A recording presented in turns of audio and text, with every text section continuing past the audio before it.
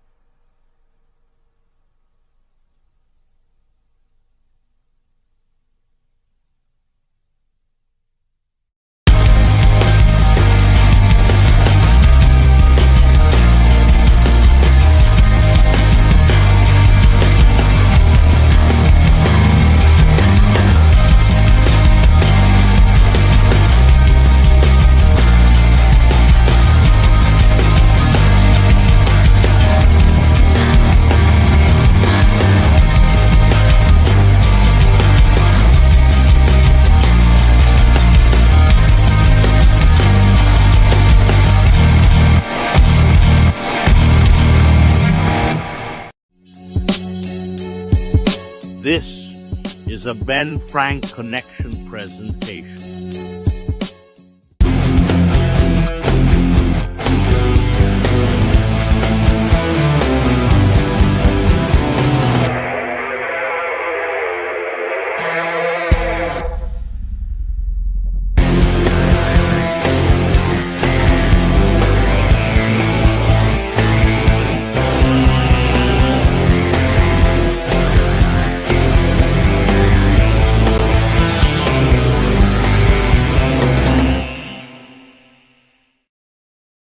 What is going on, everybody? We are here. Don't like that. Don't like that. There it is.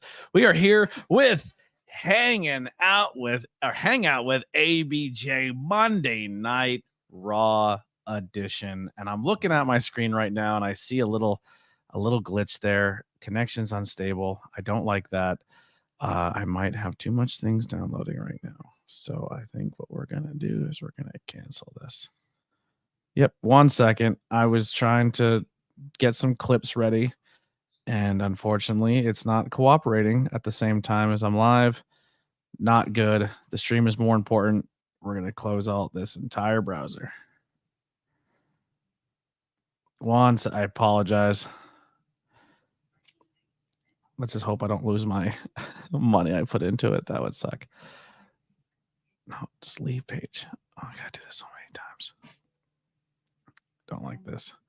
So listen, Monday Night Raw is tonight. I'm gonna vent while I'm doing this, or not vent, just kind of filibuster. Monday Night Raw is tonight. I do know there is an announcement with Seth Rollins and his knee injury. So let's start with the conversation there. Let me know what you think the announcement's going to be. Do you think it's going to be something he's going to miss Mania for? Do you think he's going to relinquish the title? What do you think? What is your predictions for tonight when it comes to the future of Seth Rollins? I don't have any inside information. I don't know any inside information. Everything is just pure speculation to me. But it just seems to me that it's horrible for Seth, but it works out for the company itself because it's to a point now where they're kind of stuck. Are they going to do Roman and Rock? Are they going to do Cody and Roman? Or are they going to do the Rock and Roman at? Where does CM Punk lie? Where does Cody lie? Where does this person lie? And everyone's talking about where everyone's going, but they're not talking about who's going to fight Seth and what's going to go down with Seth. So does this affect? Is this change an injury? I don't want to ever say someone's faking an injury. That's not a great thing to speculate. But is it a situation where Seth says, "All right, I worked hard. The title's important. The title is bigger than me. Everybody else's situation is bigger than me. And what's best for the company is maybe I go away for a couple months. Two people fight for the title that you want to see in main event."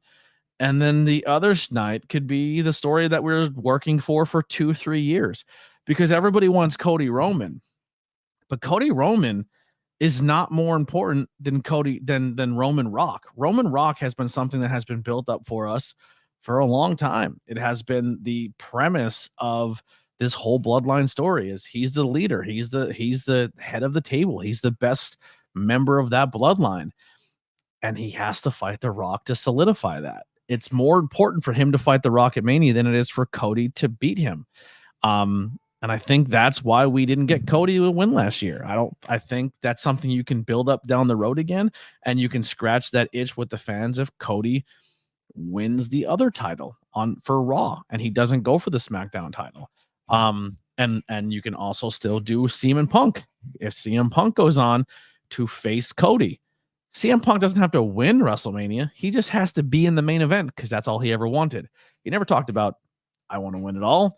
And him winning a title is something you could do at any point in time as well.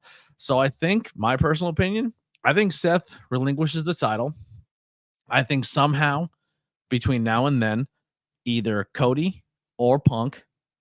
Is this the start? No, that's just the crowd before commercial.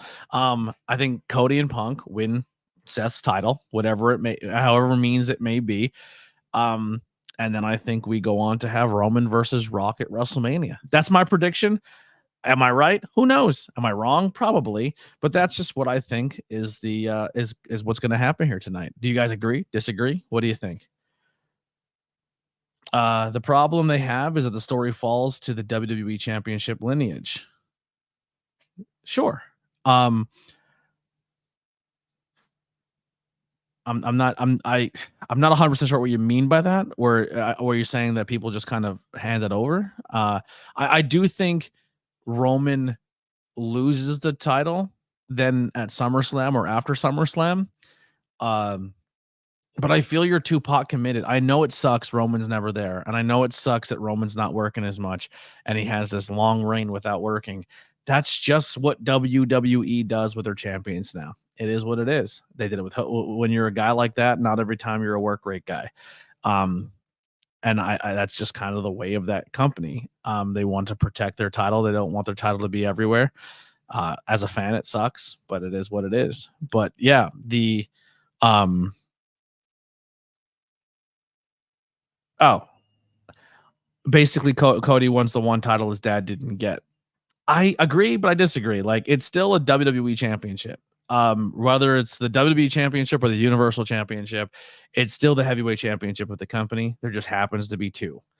You can give it whatever pizzazz you want, but they're two world champions for two different brands and two different shows because money. So I think a world championship is a world championship. Can Cody then go on in another 3 or 4 years to then lose that championship, go over to another brand and win the other championship? 100%. But if you want to get Cody to the dance, that's how you do it. If Seth is going to step away for an injury and kind of say, "Hey, Cody and CM Punk are going to get the spot," and looks like Rock's walking in the door, I'm kind of the odd man out, which kind of sucks because I've been working really, really hard to get this championship relevant. And now I have to, like, it's bigger than me and everybody else's stories are more important. And that sucks for Seth because I don't think enough people are clamoring for Seth to get his WrestleMania moment. I think everybody wants Rock, everybody wants Roman, everybody wants Punk, everybody wants Cody. And unfortunately, Seth Rollins has a championship that's in the way, and he's a character that's kind of in the way. I would love CM Punk versus Seth Rollins, but even with Seth Rollins doing everything he did about how I hate this guy, da da da da da, it kind of isn't as important as the other four stories to the WWE universe, and that's kind of where we are. And money is money. And do I personally, out of any one of those four stories, I'd much rather have Cody sit out the main event and be if he's not the story to tell right there. Cody telling his story to me doesn't have as much of an impact as Roman Rock. It doesn't have much of an impact as CM Punk coming back and taking on Seth Rollins. It's just, I don't know. That's just me though. It's just me. What else we got here? Parma in the chat say, "What's up, ABJ?" I'm sure he'll jump in at some point here tonight. The World Championship falls to Ninja, WCW, NWA, and Roman falls to the WWE. I agree. I think the old school fans that have been around for a long time understand that the one title is more of that lineage, but I think the WWE is just looking at it as just world champions. I unless they put more thought into it than I'm giving them credit for, but I don't think they give a shit. But yeah. Seth got his moment with the cash in. Yeah, but I mean, but also while you have one champion that was holding two titles, and then Seth was essentially won a brand new title, then to make relevant when it was called the secondary title nobody cared about. I think Seth did a good job making that story and making that title seem like it was good because it was there the whole time. And it sucks that he put all that work in this year, and he may now miss his opportunity to be at WrestleMania as said champion, because of an knee injury or because he got steamrolled by everyone wanting to tell stories in a company where only one story matters. And that's Roman. We do have some new stuff going on in the world of the WWE. A brand new video game announcement just dropped today. 2K24 just came out with some announcements for this upcoming game. There's going to be 3 different covers. I am actually currently gonna pull up those covers as we speak because I'm big dumb and I was doing things before the podcast today, and I forgot to get thumbnails and clips. And when you're a one-man band, sometimes you forget, you know. Let me do this real quick. Do they have just photos of the fucking cover? That'd be great. Is this gonna work? Nope. Son of a bee. Actually, can I just screenshot this? Sorry. Nope, that's not what I wanted. Oh, she has this fucking thing on this computer I can use. Yeah. New.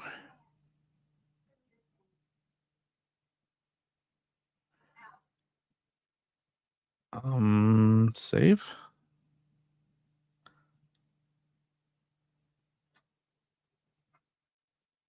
All right, I think we got one. Let's try this again. But there's going to be 3 editions. There's going to be your base edition, there's going to be your deluxe edition, and then there's going to be your ultimate edition. That's going to have some pretty cool features and extra things. Actually, I can tell you right now what each edition has as well. So the base edition is going to be the base game, and a pre-order bonus is going to be the Nightmare Family Packing, featuring a undashing Cody Rhodes, his iconic cowl and mask vintage 76 Dusty Rhodes, a superstar Billy Graham, and a Stardust, and an exclusive My Faction character of the Mattel's Defining Moments Bruce Cody Rhodes action figure with a My Gold faction card, Dusty Rhodes 76 My Faction card, and a Pharaoh manager card. So that's what you're going to get with the base game and a pre-order bonus. So you must pre-order it to get that version. Then we will have a deluxe edition, which will feature gold My Faction cards and alternative tires for Rhea Ripley and Bianca Belair, Nightmare Family Pack that we just talked about, and a season pass that will post 5 DLC character packs, including My Rise Megastar Boost and Supercharged packs. So essentially what that does is you get the DLC that's going to come out for the rest of the time, I believe, for the game. And also with that My Rise bonus pack, I believe it unlocks everything in the game, so you don't have to do it. I believe that's what that bonus thing does. And then there's going to be the other version, which is going to have the gold My Faction thing, the Rhea Ripley, Bianca Belair, the Nightmare Factory pack, the season pass, and then a 40 years WrestleMania bonus pack available summer of 2024, featuring the WrestleMania 40 arena, as well as that's kind of cool that they're going to put this year's Mania in the game, and you normally have to wait till the following year to get that.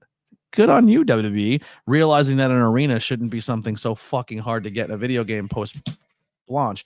My Faction cards, you will get a Triple H WrestleMania 30, Rhea Ripley WrestleMania 36, a Macho King Randy Savage WrestleMania 6, Charlotte Flair WrestleMania 32, and a Rey Mysterio WrestleMania 2022. And then it will automatically lock all playable superstars in the showcase and the immortal mode. So that's only in the WrestleMania version. The deluxe edition will not have that unlock all feature. So they are the features for the game. I'm back now in the chat, so if people were chatting, I apologize. And I will now upload what those covers look like, as I was trying to do 14 things at once while I was doing that. What a night. What a night. Listen, I'm flying solo. CM Punk in the building tonight. I don't know what's happening, but if I had to guess, oh, well, there's Cody. I think we're going to see Cody and Seth. I think we're going to see Cody and CM Punk face off tonight in some type of way to start telling that story. Because I think, once again, I think Cody's going to walk away here for an injury. And I think they need to start building now Cody and CM Punk making sense of why. There it is, a Cody and CM Punk face off. I'm already ahead of the game. That's what we're going to do tonight. We're going to start telling that story to get them to WrestleMania and make their stories make sense. That's what we're going to do tonight, because I believe Seth will drop the title. Here's your first cover edition. There's your Cody cover here, and that's the base game. Here's your deluxe cover, which will be Bianca and Rhea Ripley.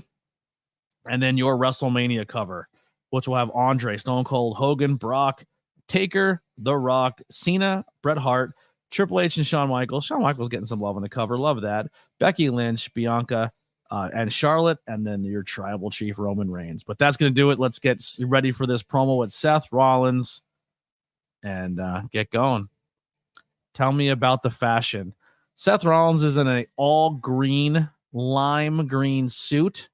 No crutches, but he is limping down in a knee brace to the ring right now. And some pretty crazy square-toed black boots with a black button up underneath it. But his suit is like a neon metallic shiny lime green, and he's got big glasses like he is blind with a man bun in.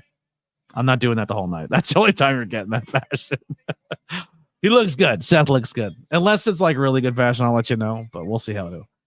Maybe Kai or someone in the chat will let you know what they think of the fashion. And they can take actually, you want to do me a favor tonight? Anyone who's here and wants a project, Lily doesn't have cable. If people can screenshot their TVs and put them in our Discord, Put it in the Discord of what people are wearing tonight, so she can look at it and determine whether she likes the fashion or not. That'd be great. Someone help be Team Lily tonight.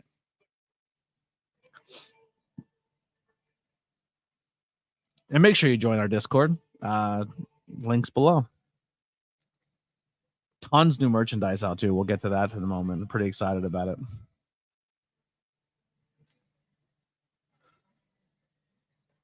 Yeah, he's not going to Mania, guys. I'm sorry. Look at his face already. He's wearing glasses to hide his emotions.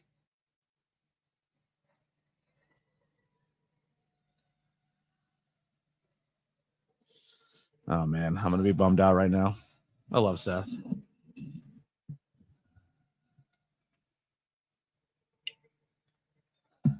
Seth will be the reason why I buy that title.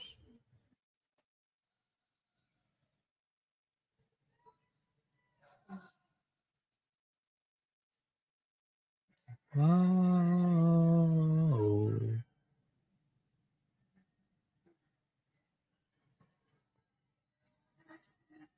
This dude has put the WWE and Monday Night Raw on his fucking back. Countless times. Everyone walks away and this guy steps up. This guy's a true superstar. He embodies WWE.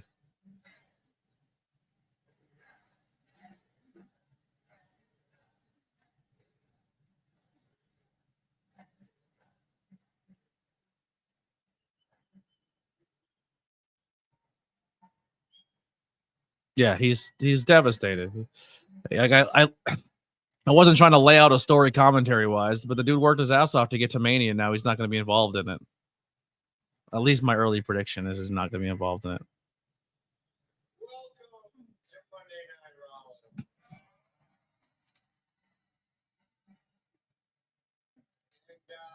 It's been a long week, so I really appreciate that. Thank you, guys. He also has my initials, SR. That's not PC. What are you talking about? Parma Chesel.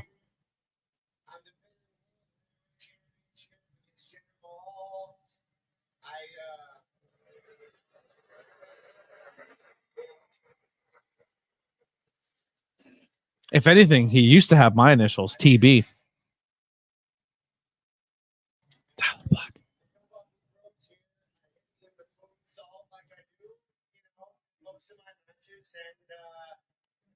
I felt my knee kind of go in a way it's not really supposed to.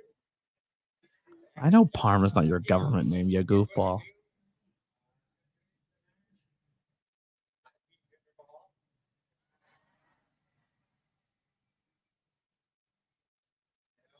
spoke to the crowd, and then I went to the back and I sat down. And when I sat down at the back, that was the first time it really set in that I might be out for a long time.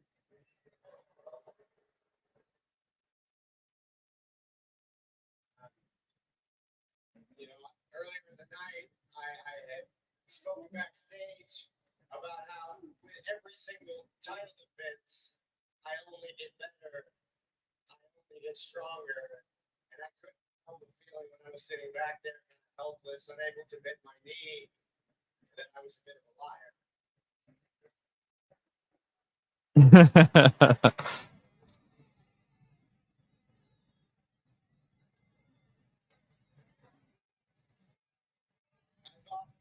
Time that it was a real possibility that I might miss WrestleMania.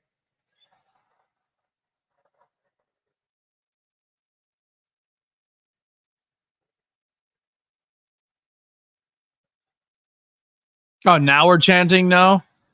But let somebody else's music hit. You'd be fucking creaming your panties.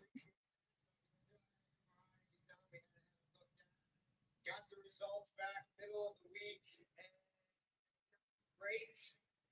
I have a grade 2 tear in my ACL. I have a partially torn medial meniscus as well. The doctors are telling me with surgery, we're looking at 3 to 4 months.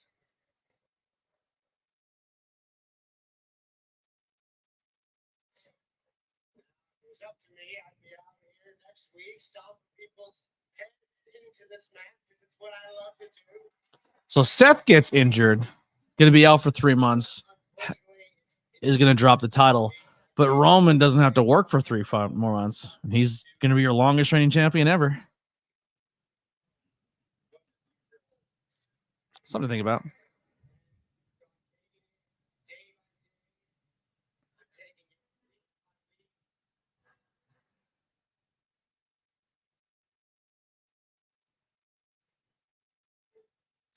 And here comes Gunther.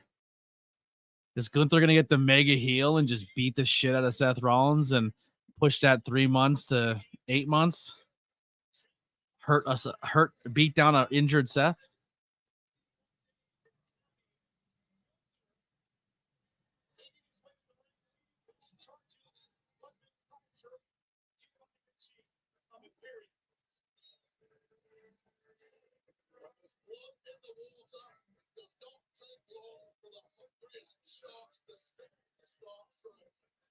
Sucks he stumbled that line on commentary, but that was a good story arc right there. A good storytelling. When there's blood in the water, the hungriest sharks come. I like that. Good job.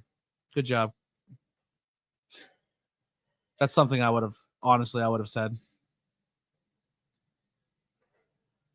Good line. Good line.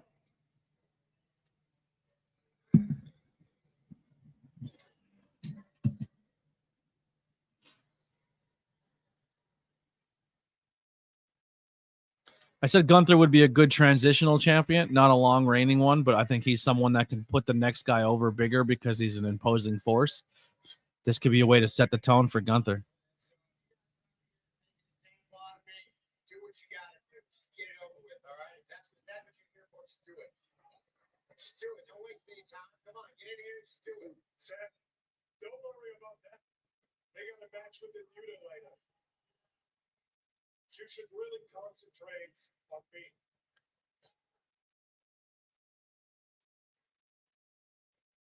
Favorite commentary right now is Michael Cole or Graves. Corey Graves is my favorite of the Graves.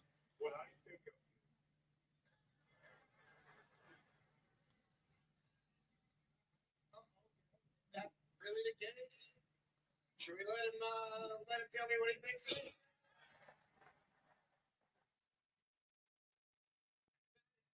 There's no reason to be that much on edge, Seth, because I just came here to tell you, right from the beginning, you were in a tough spot. You've been labeled a workhorse champion right from the beginning. Somebody that has to come out here every week and fight off. I love my people. You just drop a little boop, and they feel what I put down. I love that.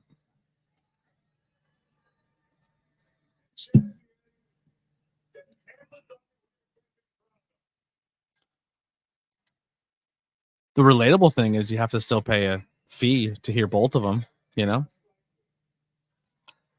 So Corey Graves works through life problems, you know? It kind of pulls on my heartstrings to see you like that. And I'm finding out today that you might not make it to WrestleMania. Makes me honestly sad. Well, see, here's the thing, Gunther. You and your boys should have let me finish. Because what I was about to say is that I don't give a damn what the doctors tell me. I don't give a damn how hard I have to rehab, how hard I have to push this thing. I will keep my promise. I will take this title.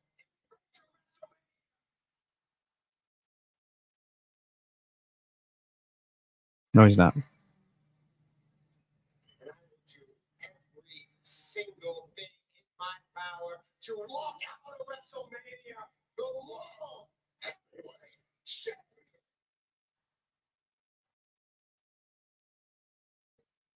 That's great. I'm really happy to hear that. Because last week, I thought we were all going to see a big champion fall.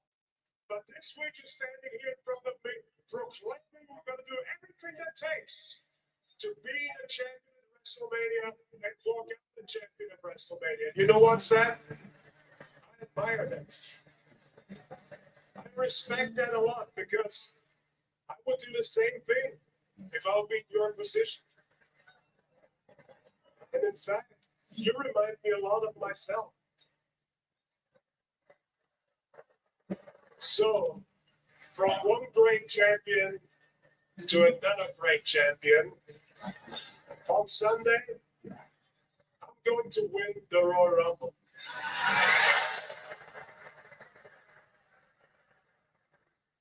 This Sunday we'll be live, our first WWE pay-per-view, live with doing our Rumble.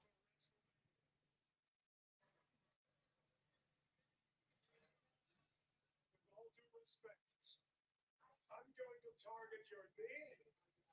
I'm going to target your back. I'm going to target everything that's not 100%. And it will beat you and become the World Heavyweight Champion.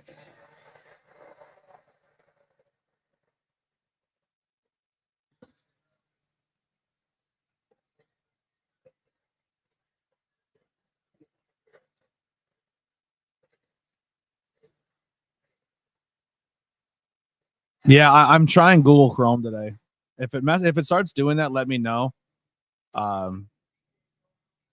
Gunther, now here's a little honesty from me. You can challenge me at WrestleMania if you win the Royal Rumble, but I want you to remember one thing. Remember who you're coming after.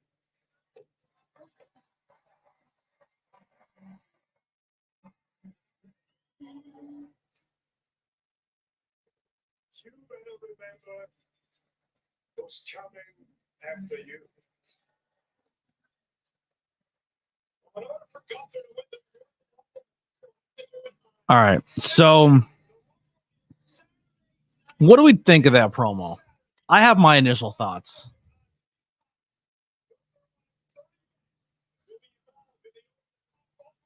So eventually, the New Day jumps the barrier in gear that look like they're the Ascension, the red and black and the white and black. But Seth comes out and cuts a promo.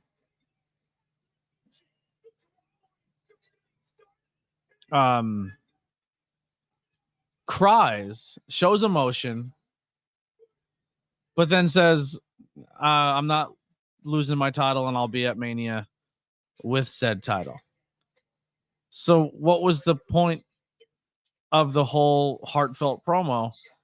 Is if you're just gonna be like, oh no, I'm hurt right now, but I'm not dropping it. I'm not gonna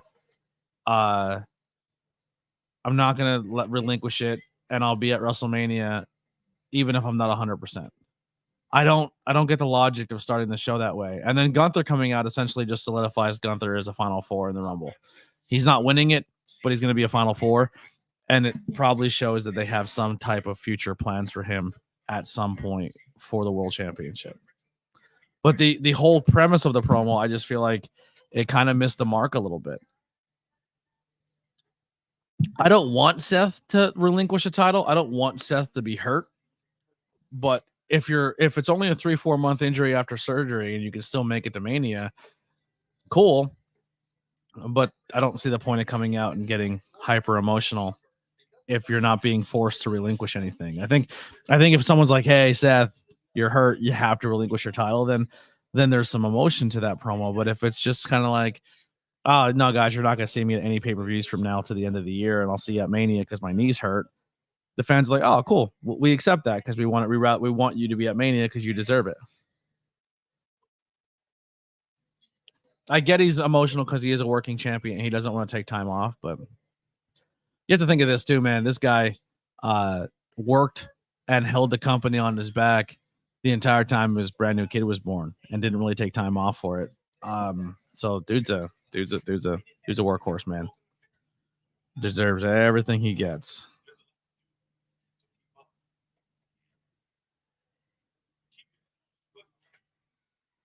No, Parm just sent me not just, but I just got those now, Parm.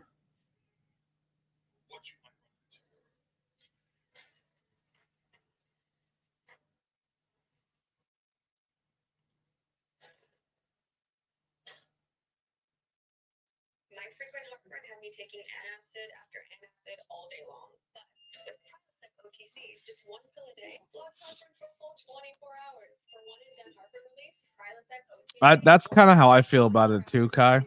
Kai's on the same page as me. I'm not sure if you were here at the beginning of the show, but I essentially said the same thing. I said it sucks for Seth because Seth deserves to be the main event. He's been the workhorse. He's been killing it the entire time, but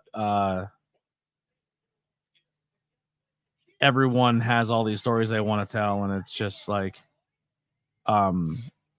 it's kind of he's kind of in the way a little bit when it comes to this what the fans will go out there, and if you shed a little tear or get emotional, they're going to be all for it. But at the end of the day, if you polled most of those fans and said, here's what I want, who do you want to be in what matches, I guarantee most of those fans would leave Seth Rollins off that list, and that sucks. Yeah, no, I found on the website they had a really cool graphic of the cover as if it was opened. That's why I use these ones. I'll go through them again one more time, but the website, these are the ones that are on the website. So like essentially this is going to be the box art as if the box was open. Why did that not go away? Yikes. Yeah. There's that one. And I'm sure they're going to slap 2K24 all over that and the whole nine. And then and that cover. And then the WrestleMania cover.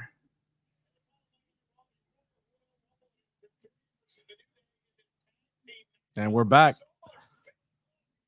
Starting off with a tag team match, New Day versus Imperium. Giovanni, just said on commentary 3 weeks ago, was in a medical hurt situation. And boy, he is 18 miles away with every single kick he just threw.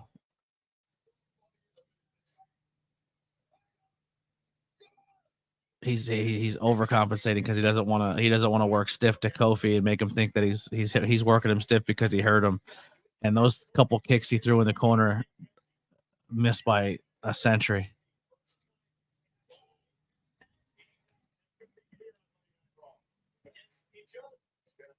No, I appreciate it. Thank you.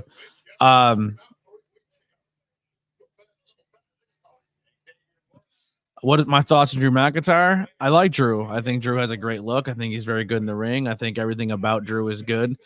I just think Drew's kind of in a situation now too, where he's not a main thought of most of the fans of the company. The WWE universe has never fully gotten behind Drew McIntyre, even though they like to say they have, but they haven't. Drew's really, really good until you put Drew up one-on-one against someone that someone likes more. It's very shocking sometimes when the WWE universe shocks me of their takes, because a lot of them are pretty simple and you see them coming like a fastball down the middle. For like an example where I would say a WWE fan base is a little more spontaneous, is I said everyone loves the Acclaim until the Acclaim are going to be in the same ring as FTR, and then everyone's going to remember how much they love FTR over the Acclaimed. And the Acclaimed got in the ring with FTR, and the crowd were still scissoring. You know, they were into the younger team.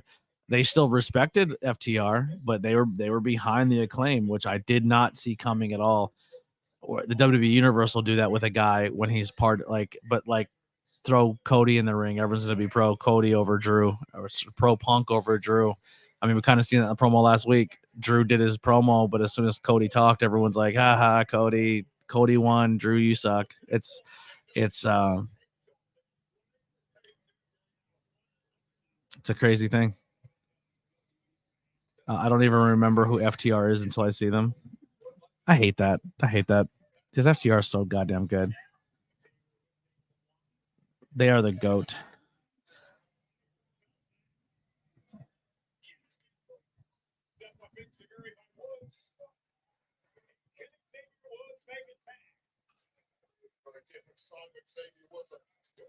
While this match is going on, I'm going to talk some more 2K24 for you guys real quick. So the game was announced with the 3 cover artists as well as the story's not finished announcement trailer. So they have some screenshots in there, some way the models look in the game. They showcase the 40 years of WrestleMania cover art, which I'm going to be honest, that cover is really cool. I like the way the graphic looks. I think it came out amazing. And then the I guess there was a whole press conference or video after where they went into more details. But they got to see that some stuff hidden in the trailer, and then some stuff that was talked about later. But the one moment, the story, I guess, to the game, it has yet to be announced unless it's the WrestleMania showcase. I'm believing it is there going to be the showcase this year is not going to be based around a wrestler. It's going to be based around moments of WWE of WrestleMania for the past 40 years. I think next year, I think the showcase is going to be Bray Wyatt. I think they didn't have enough time to put as much work into it as I would want to, and they didn't want to half-ass it. So I think next year you're going to see Bray Wyatt as your showcase. But 4 new matches have been added to 2K24 in the form of ambulance matches, casket matches, gauntlet matches, and there's going to be a special guest referee feature. And you'll have which were all fan favorites of the game in the past. My GM faction, my Rise, Universal Mode, and the Creation Suite all return in 2024 with a bunch of upgrades. 2K is also promising a stacked roster featuring current superstars and legends. It'll all be available on PlayStation 5, PlayStation 4, Xbox, Xbox Series S and X, Xbox One, and PC via Steam. And the deluxe edition for WrestleMania will be released worldwide on March 5th, following the standard edition, and that will release on March 8th. So with the pre-order bonus, if you get the WrestleMania edition, you will get it a couple days early on March 5th. And then I believe that's all that was kind of announced. I think they said that GM mode and stuff will also be available for online this year. I think they're adding more online components to the game, which is exciting because I always wanted to do like a universe mode or a story mode or stuff like that with someone online. So this way, when you upload your own stuff, it kind of saves into. So this is another thing that annoys me too. When you download the game, it kind of gives you like 40 guys that you can put in your game. I don't understand why in today they don't just have that as like a server, like a cloud storage where everyone can put their guys and you can just play, like download it, play it, and it doesn't have to take up your system space. I never, and then you try to delete stuff and then you're stuck trying to clean out your storage compartments to delete, or I don't know. It gets the creative system gets a little funky when you have too much stuff downloaded. But yeah, I don't know. I'm excited for 24. I will be buying it in March. I will most likely be getting the $100 version with the WrestleMania stuff. I can care less about the card game. Maybe I'll start the card game this year. We'll try it out. And maybe that is the game, because my channel seemed to have gone full pro wrestling, which I don't hate. But maybe that'll be the game I stream. Maybe we'll do a universe mode together. Maybe we'll do a GM mode together.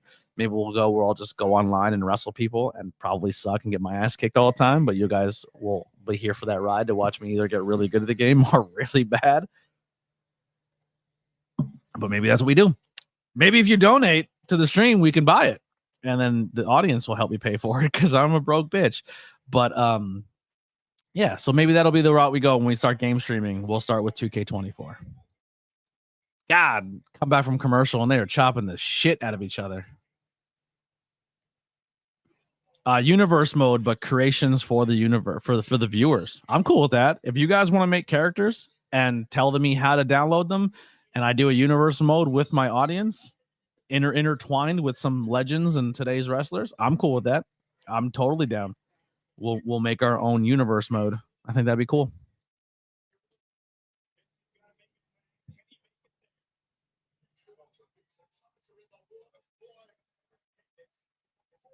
I think no, it won't be next week, but the week after is when I think my paychecks will be all good.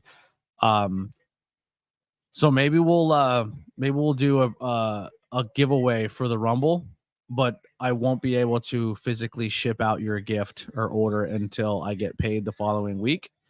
But I do have some cool logos that are coming out that you guys are going to be really pumped to see. I am currently personally working on a logo that I've been having some struggles make look good for the Philly WrestleMania logo, because it's not working out for me right now, but I'll eventually figure it out and I'll get it going. But we have that in the works, and then Lily's just been a psychopath when it comes to making logos and doing a great job. So we do have some of that coming up as well. They're uploading as we speak, so maybe we'll do a Rumble giveaway if someone can. So we'll say, hey, who's coming out next? And if somebody gets it right, we'll give you a point or something, or we'll play pro wrestling scorecards, and whoever has the highest score for pro wrestling scorecards and can report to me that they are the highest. Even if you don't win, if you don't tell me you're the winner, then we'll just go down to the next place person in the Discord. Like, you have to be in the Discord and you have to tell me your username, and those usernames will be the ones who are eligible for the giveaway. And maybe we'll give away this year's Rumble shirt, or maybe we'll give away like a tapestry or a cup or something with it. Maybe we'll send you like a WrestleMania or, a Royal Rumble care package. And then you can either pick this year's Rumble or you can have the classic Rumble. And then we do have Mania coming up. So Mania logo, I love the way this came out. I think Lily fucking crushed it with this one. I think it looks really, really good, but still looks kind of like basic. It's not as shiny or flashy as the actual logo, but I think you know what it is. And I really, really like the way it looks. It looks super retro. Maybe we'll do a giveaway with that as well. So a lot of cool stuff coming up. And then also too, if you're into the Raw watch alongs, there is our official sorry, not watch along, hangout. If you're into the Raw hangouts and you want to say, I love ABJ so much and I love Monday Night Raw, we got one for you as well. So let me get back to the chat. I think I figured out how to do that one. All right, cool. I used to do that. If I'm able to get the game, I'll help make a bunch of people and even edit our own arena, and it'd be like our own little promotion for the stream. I like that. If you have a hard time getting the game, and if we do really, really well on donations or tips, or more news in 1 second, maybe I'll even help throw a couple bucks if you're going to be one of the guys who are going to be part of our creation team. I could help you get the copy of the game. I think Lily thinks I'm coming for her or something with all my logos. Yeah, Parm and Lily have been making crazy logos. Parm sent me a logo the other day, and I was like, bro, I have no idea what that logo is. It looked cool. I just didn't know. And then he told me what the logo represented, and I was like, oh. And then he showed me the actual logo. I was like, no, you fucking killed it.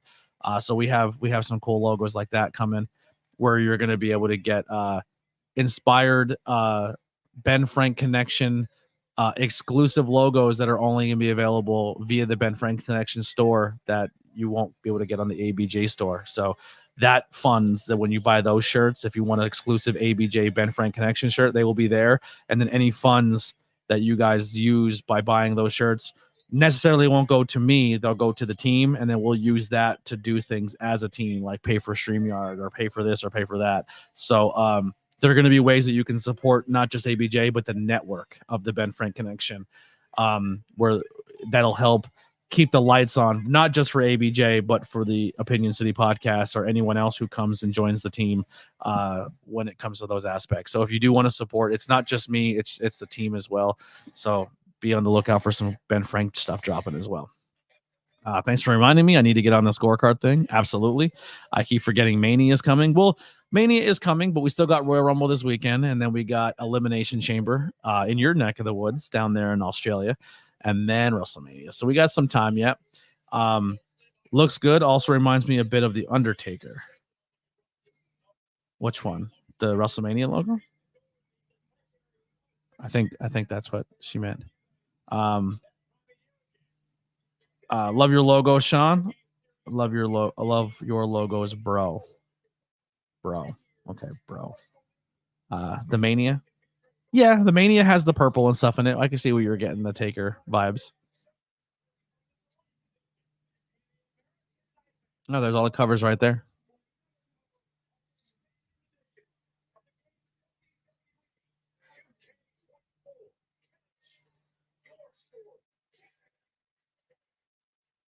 I honestly, the only complaint I think I have of this cover, I deleted it. What a dickhead. What a dickhead I am. Actually, I'm gonna find a better photo of it quick. I just want to get a photo of the WrestleMania logo, the WrestleMania cover. That's what I want to talk about, but I want to get it like one that's a little more predominant, we'll say. Of course, it says it's on Instagram, but it's not on Instagram.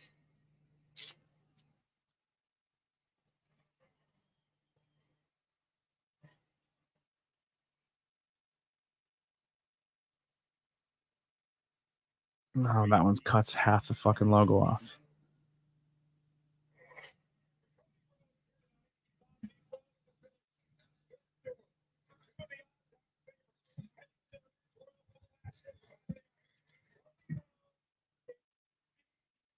Where we at?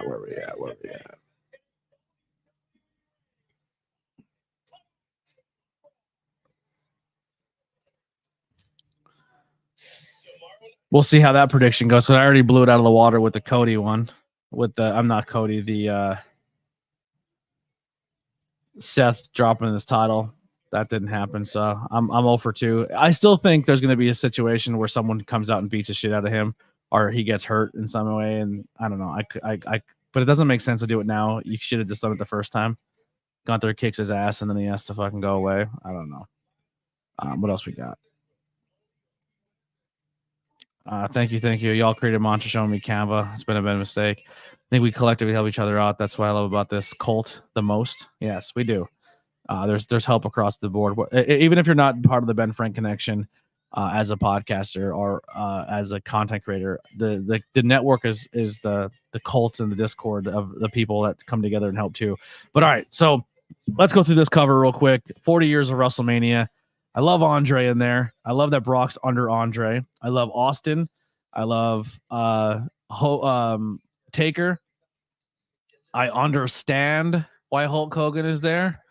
I don't like it, but I'll take it. I understand. It's not a huge complaint for me. Love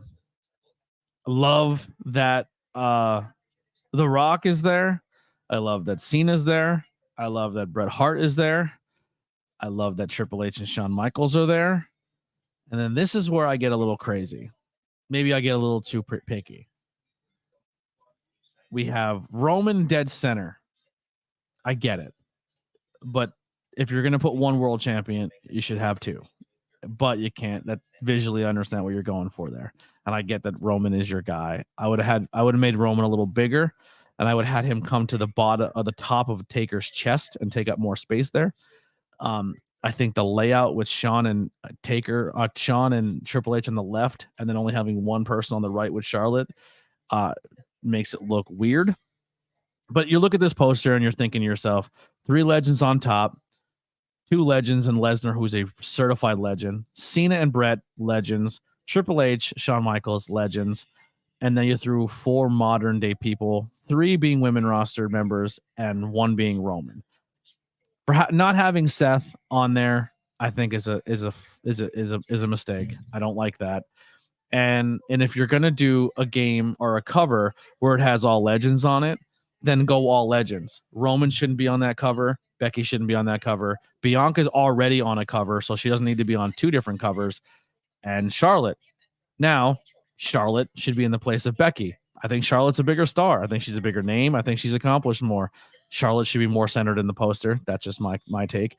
But also, these whole bottom row, I would have scrapped. I would have put more legends. I would have had Shawn and Triple H more predominant as solo people and not had the 4 modern day people on it. I would have done WrestleMania with more. I would have put Macho Man on there. Trying to think of other legends who they gush over and they use a lot. But I don't know. I think the Mania cover should have been more past Manias. And then your modern day cover should have been your modern day. But I would have put Charlotte more in the center, replace her with Bianca or Becky, either one. And I would have put Seth Rollins on that cover. That's the only thing I have with it. I still think it's a dope cover. I like the art. I think everyone looks cool. But that's my take. Just trying to filibust and find something to talk about during commercials. But I think we nailed it. What else we got here? What's up, ABJ? Sorry I'm late. I had to pick up 3 Rugrats spending the night. Canceled school 7 days in a row now. What's going on with Seth? So Seth came out. He cried. He said his knees tore up for 3 to 4 months. And then Gunther came out and said, I'm going to kill you and I'm going to win the Rumble this weekend and I'm going to beat you for your title and kick your ass. And he said, well, I will be at WrestleMania regardless of what the doctors say or not. So he didn't relinquish any titles and he didn't say he's not going to be at WrestleMania. So he's just saying he's hurt. And that's the way he went. We're a team here. We always got each other's backs, and I always got yours. Yes. I hope Bray's in the game, all characters. I think Bray will be in the game, but I think next year's game, 25, will have the Bray showcase. Like I said, I think when he passed away, they're like, oh, that would be the move. But I think they didn't want to rush it and put a half-ass product version of a Bray Wyatt story mode in the game. And it is 40 years. It's that 4050 type year where you have to showcase Mania. 10 likes so far. Thank you guys. Anyone who hit the likes, I appreciate that. If you haven't done so already, please help out the stream. Hit that like, hit that subscribe button. We were up to 891 subscribers, and then I think we hit 892, which was really, really exciting. And then I came on today to upload some stuff and some content I've been working on, and we're back to 889. So either 3 bots followed me, and then they got banned, or 3 people just unsubscribed from your boy. But that's all right. It's okay. Young says Roman a legend, add the Ultimate Warrior. I get where you're coming from with the Ultimate Warrior as a legend and as a polarizing figure in the WWE. But if I don't like Hulk Hogan on the cover because I don't like who Hulk Hogan is as a person, I will never vote for the Ultimate Warrior. I don't think hell's a real place, but if it is, I hope he's cooking. I hope he's on fire right now, and I hope he's being tortured. I am not an Ultimate Warrior guy. And if you think to yourself, Tony, why are you so hard on the Ultimate Warrior? Wishing hell on the guy. Well, he wished for people of the LGBT community to be executed. So, fuck the Warrior.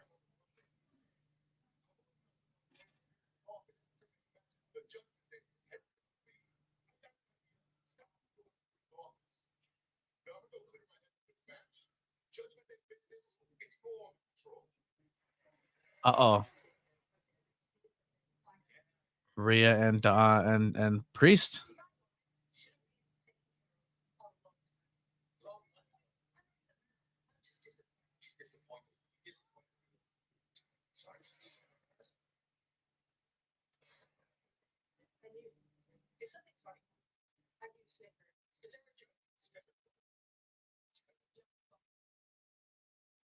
David will take care of Drew tonight alone. So Finn, you're at ringside with JD for Dom's match. It's been a while since I've seen that vicious side.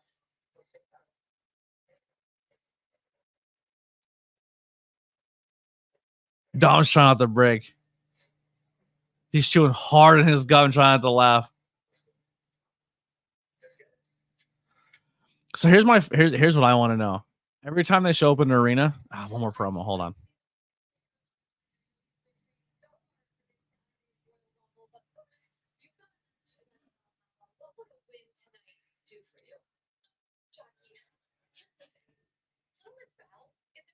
There you go. Ricky Steamboat.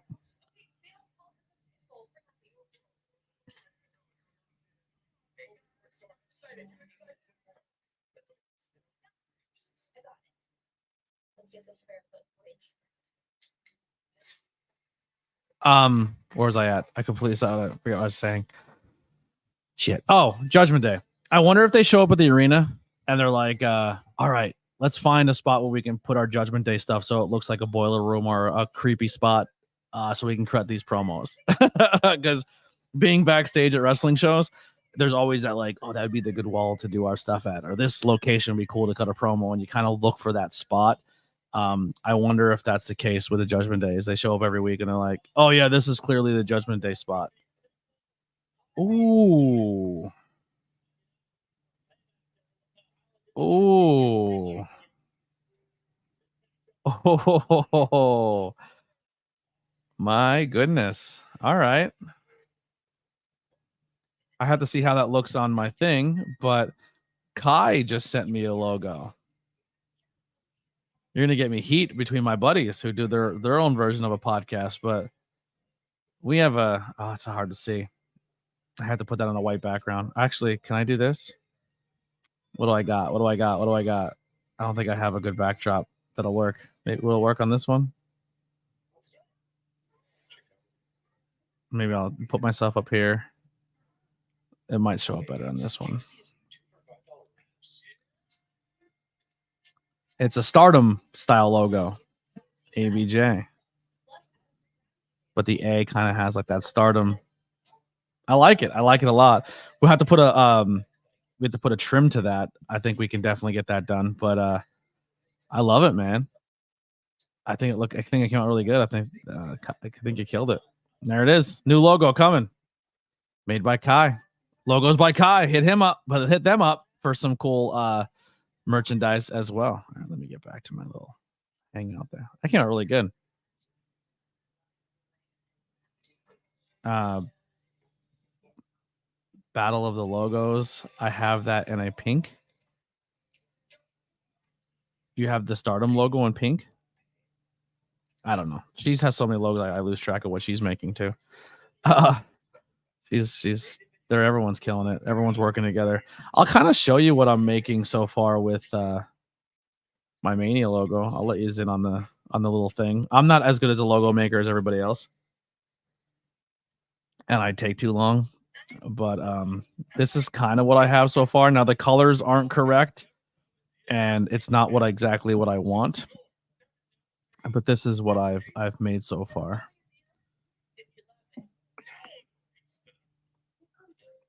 And so obviously the Mania logo, which I don't have anymore, the WrestleMania looks like it's coming out, like it's popping out. And they have a bell that I can't use because that's their bell, that's their art. So I found this. So I have the actual bell, and then I have the font structure laid out. I just got to find a way to make everything kind of cohesive and look right. But that's kind of where my starting point is right now. I think the font thing's down. I think I found a bell that I like. I just gotta put it together, put it all together.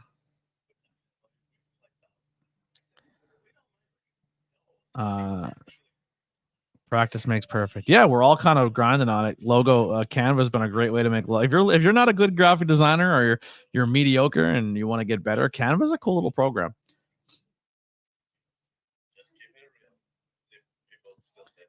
I don't think it'll be messed with because I don't think you took any elements of their actual physical logo enough where they can get mad about it. So I think we'll be safe there. Do I have a New Japan logo? I did. I don't anymore. But New Japan is being worked on by Lily. Lily has an idea of how to, instead of a cat or the line in the middle of it, she's going to try to find a way to use Boom or Ziggy or something. Letting her work on it. Yeah, it's some type of green. Yeah, I have to. It's like an emerald green. It's almost like the Dark Eagles green color. That's kind of what they're going for.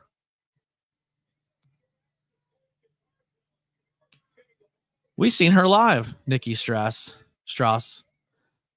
We seen her play with Alice Cooper when we went to go see Alice Cooper and Rob Zombie. She is fantastic on guitar. Really, really good guitar player.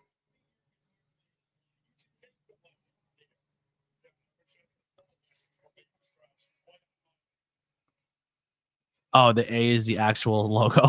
We'll see. We'll see how it goes. I have to watch enough Stardom to make sure that logo makes sense, but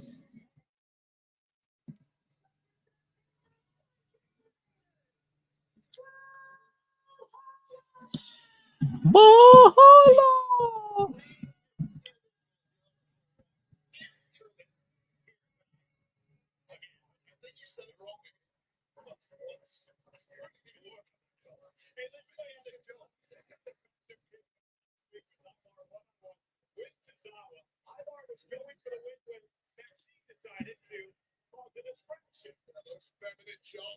Maxine trying to do the sexy distraction, but she didn't do it like Maria Kanellis in Japan. Maria has the best "I'm sexy" distraction in wrestling history. It was done really well.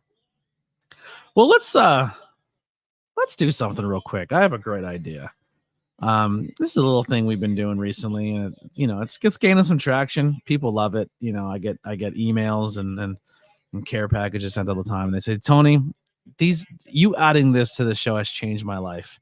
I was struggling, with everything, and then all of a sudden I came to your stream and you did this one thing, and I thought, boy, I'm inspired. So I hope you guys enjoy it as well. I hope it changes your life.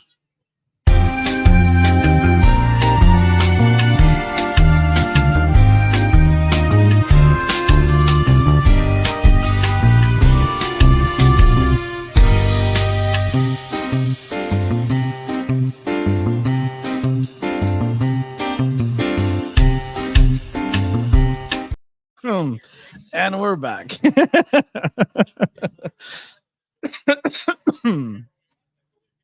Yum. Yes, Max Light. Canada. Go Canada.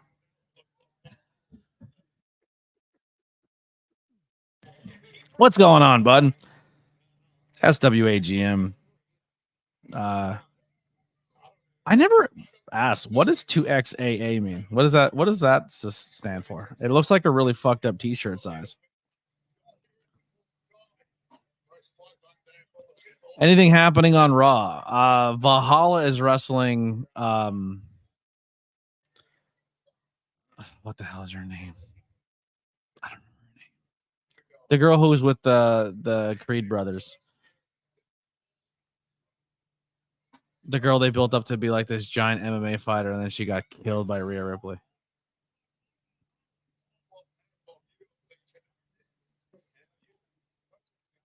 Assistant Alex AA. Oh, gotcha. Your wrestling name is Assistant Alex. Well, how are you the GM, but also are you the assistant to the regional manager? I was like, what a. I just think GM and then assistant are two different things. I could be wrong. Whatever. I don't know your structure at your company. Are you the boss here? No, I'm the assistant to the regional manager.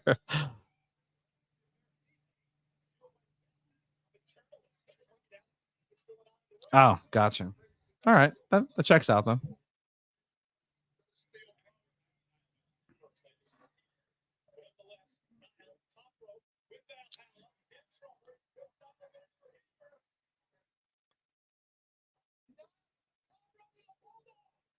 For some reason, I think I just watched too many crazy motherfuckers in wrestling. I thought she was doing like I thought she was gonna do like a Spanish fly or something there. Like the way she was standing up and grabbing herself, I thought she was gonna like backflip and catch her into a Spanish fly, and then it was just a top rope bulldog. It still looked cool. It was done really well. But I thought it was gonna be something completely different. I don't like the name either. I want my gimmick name back. Axel Cross.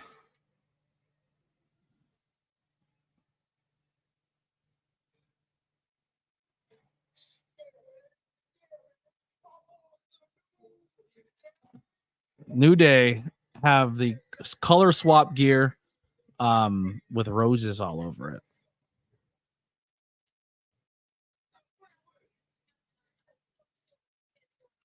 I'm so sorry. She's super Canadian. I don't know how I feel about Jackie Redmond yet as a backstage interviewer. I've watched her a couple times on like shows with Corey Graves, and she just doesn't do it for me as like that role or journalist, or like she doesn't hit like Renee Paquette does for me. Like I just don't know how I feel about her yet. She hasn't grown on me.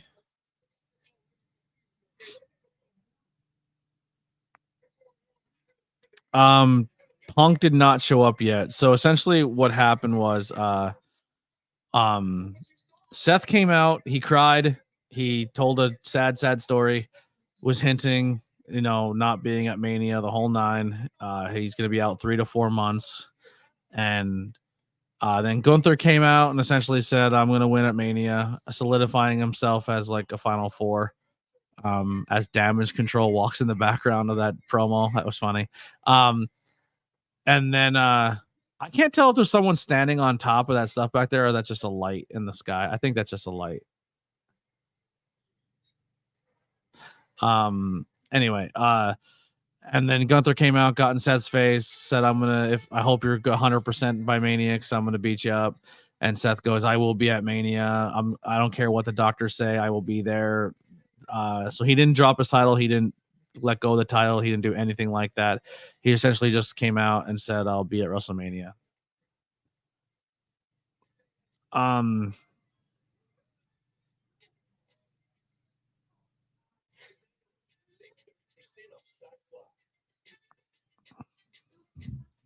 Renee is the best. Her facial expressions. You don't got to spy, brother. You do what you got to do. Cool for Alicia Fox and Wildcat Chris Harris. Good for them.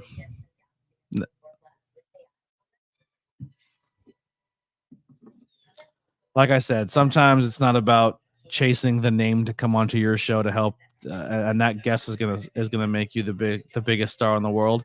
Sometimes you just need to sell yourself as a superstar and conduct yourself as such. But don't be a fucking arrogant piece of shit when you do it.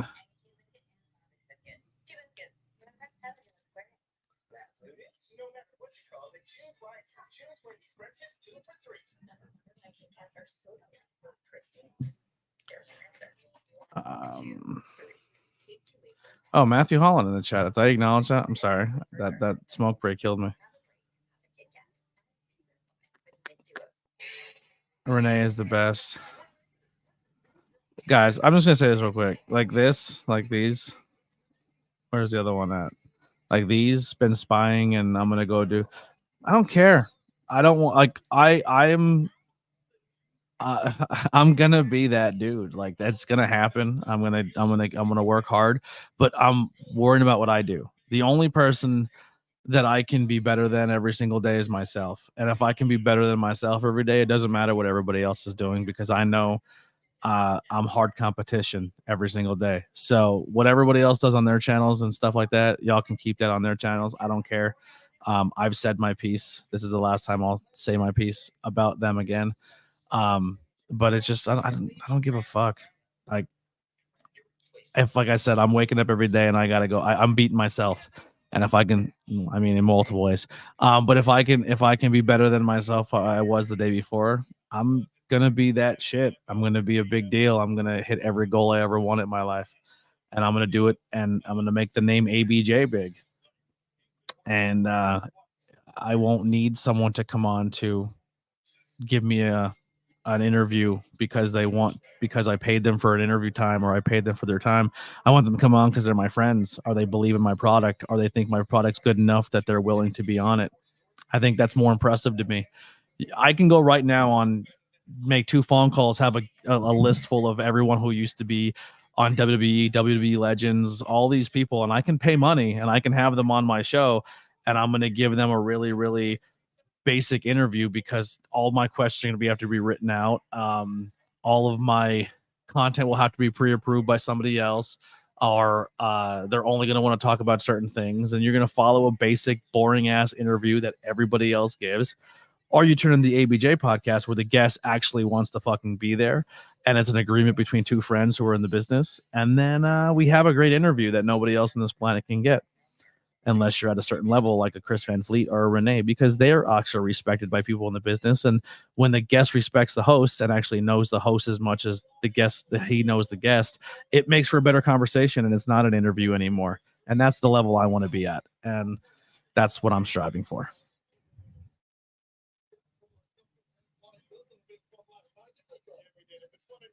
I love a blowjob podcast. Yeah. We might as well just rename it. New logo. It's all right. It's all right. I'm not mad or upset. I'm just, I don't know. I can't go forward with it and always keep looking back. You know, that's just kind of how I feel about it. I wish them success. I hope the time they put in is a benefit to them. But I don't see anyone as competition. My competition is myself.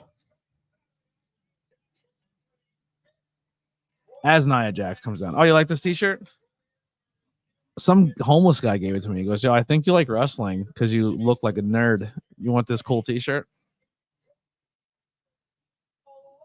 Oh, speaking of Pro Wrestling Crate. Pro Wrestling Crate has just announced, where's my phone? This crate is going to have 2 micro brawlers, I think 2 autographs, if I'm not mistaken. Hold on, I'll find it. I hope.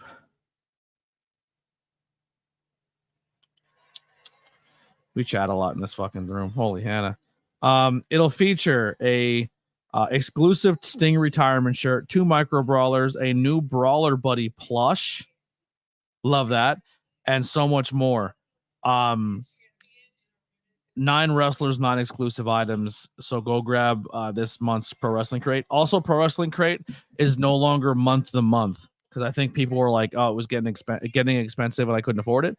Now it's every 2 months. So that's the way they're doing it now, which is, I think, kind of cool, because if they're going to keep giving you cooler items and they can have more time to prep it and get you nicer stuff, I'm all for that. And the crate's going to be a lot better.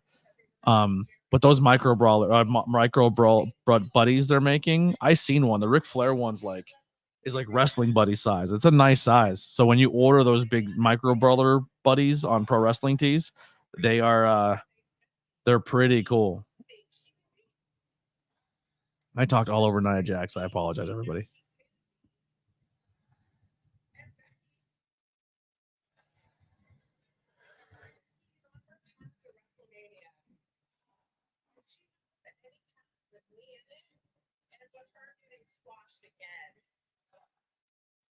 Appreciate you. C Henry, real quick. Are you C Fluid in Discord? Is that you?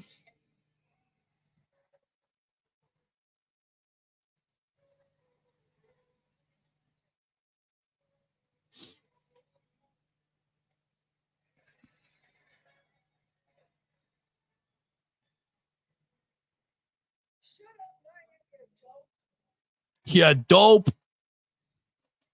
Congratulations, you beat me. At least that gives you something new to talk about for the next 5 years. You know what's interesting, Nia? It's that going into this Royal Rumble match on Saturday, I know that I have a big target on my back, but nobody has a bigger target on their back than you.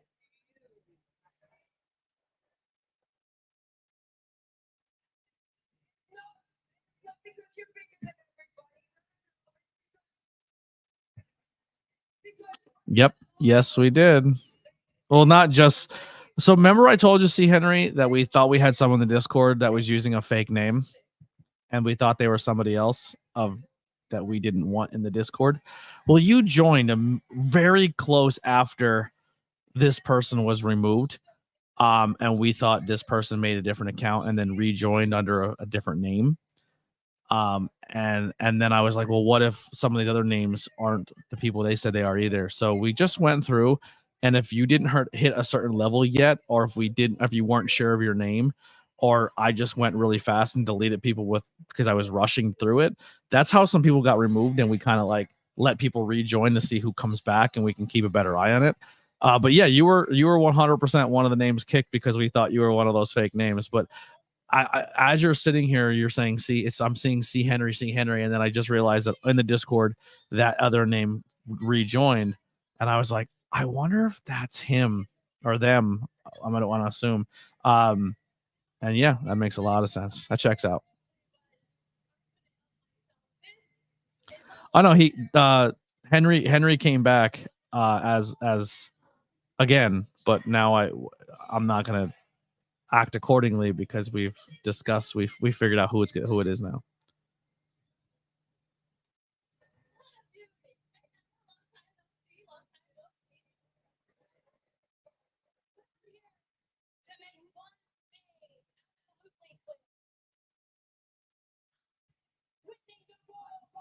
Oh, Gavin's in the chat. What's up, buddy? Go check out oh, what was that about? I was done weirdly. 5 questions with ABJ with Gavin.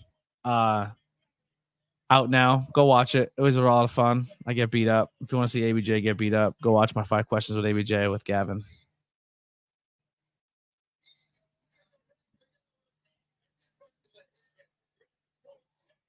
Oh.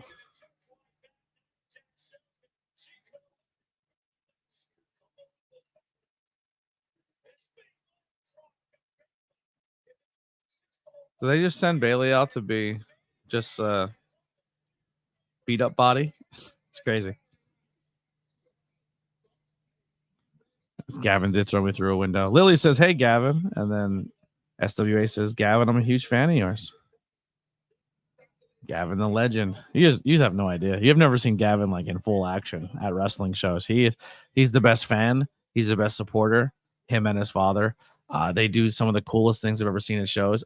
If you want to talk about here, you want to go back to before about how content creators are just fans with microphones, and some people make good content because they're respected by the talent as well.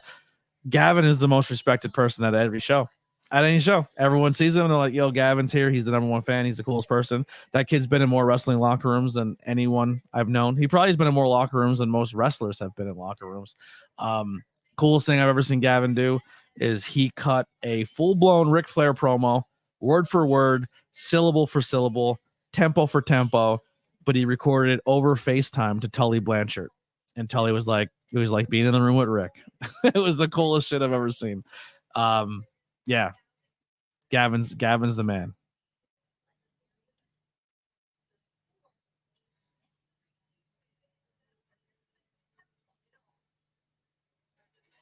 I have Gavin's art too. I want to hang it up, but it has other people in it, and I don't know how they would feel being on camera. I have to like message them and be like, "Hey, if I use bring back the old band poster, is anyone going to be upset by it?" Because the band's still going and they're not members. I'm not trying to be mean. There's just no other way to describe it. And I'm not going to talk through the side of my mouth. But yeah, so I want to get a way to get Gavin's art up. That's the best way to describe it. It's an old band poster, but a lot of members aren't in the band anymore.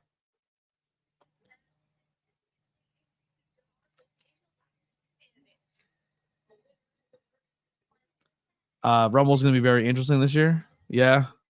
I love Rumble. Every year it's fun. It does kind of like bother me of the whole CM Punk, CM Punk, Cody Rhodes are going to be one of your 2 winners. Like that it's that predictable, to be honest. But the women's side, I really, I don't know. I mean, I'm kind of leaning that it's going to be Nia or Becky because they're being pushed so hard. But anything can happen. I'm pretty pumped. Any chances for a Royal Rumble hangout on Saturday night? Wow, Saturday. Fuck. I was supposed to pick somebody up on Saturday, but I won't be able to do it till later on that night because they live far away. And it would be the same time Rumble's on. That's a thing. January 10th is 1 year. The video thing with your Uncle Chasey Scotty Claus. when Kai made the shirt.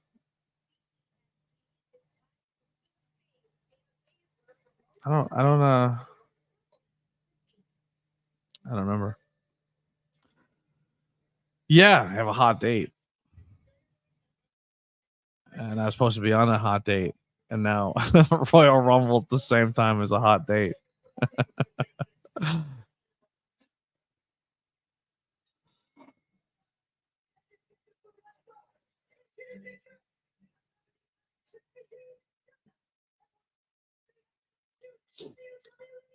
Here's a thing. The fact that Dom wrestles in Ugg boots now is fucking crazy. There's another fashion for you. And what about a guy who wears the same t-shirt twice? Once as an apron and the other one as a shirt. I don't know about that fashion. But he's wrestling in Ugg boots. You think the date comes first? Over Rumble? Over Rumble? I don't know. It's going to be a topic of discussion. I'll tell you.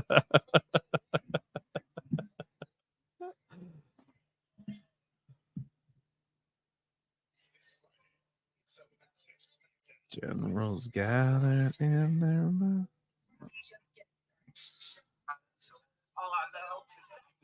Oh, I'm playing Ricky Snapchats to the world.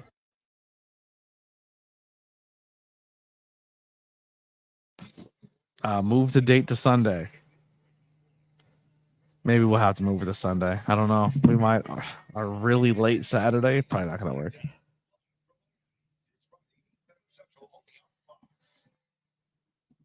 I don't want happy wives. I had not a happy wife for 16 years. I think. I don't know how long they weren't happy, but I already crossed that bridge and it burnt down. So I worry about my life for now. Maybe that was my problem before. I don't know. Tonight's a whole bunch of fucking zingers. I shouldn't smoke weed. I'm too honest. My eyes are hot. When my eyes get hot, like there's icy hot on them, it's usually I'm at that point. Kai made a shirt with my face on it, and I remember I came on and I was laughing. Kai made a shirt with your face on it, or a design with your face on it. No, I know what I was just being funny. I wasn't upset by it. I thought it was hilarious. Actually, I don't have anything to drink, and I have my mouth's getting dry. So once again, no false advertisement. You're gonna see it, but it's not happening. I need liquid, and I'm only by myself, and I don't have. If Parm, if you jump in while I'm gone, you can just take the screen off and talk to everybody and bring yourself up. No, that's not what I want. But I'll be right back.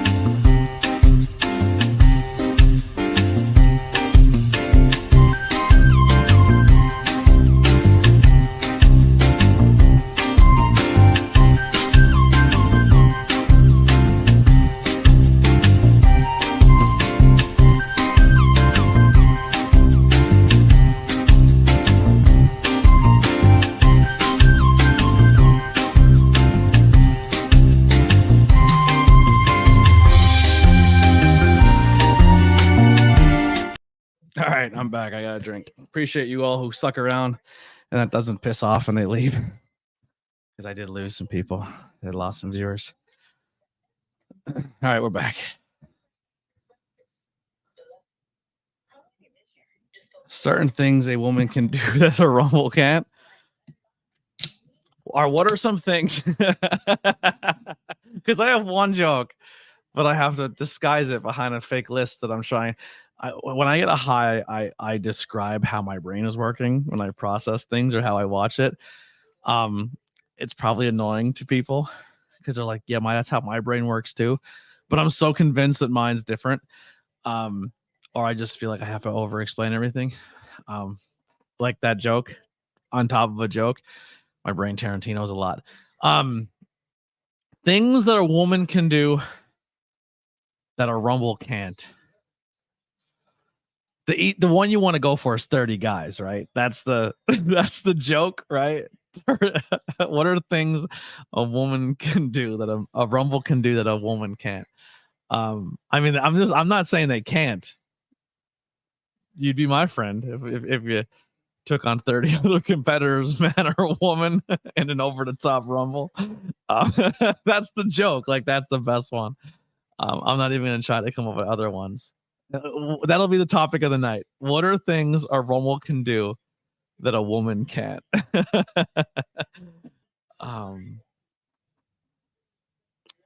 Yeah, we're gonna get canceled tonight.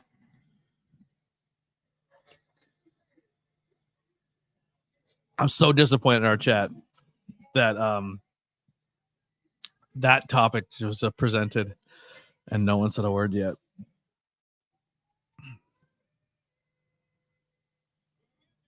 Is Lily saying 2 count? She's like 2 or peace or hi, or she's saying goodbye. I don't know. Lily, what is something a Rumble can do that a woman can't? I want your take. And it's gone. Welcome, Joe Panther Variety Show.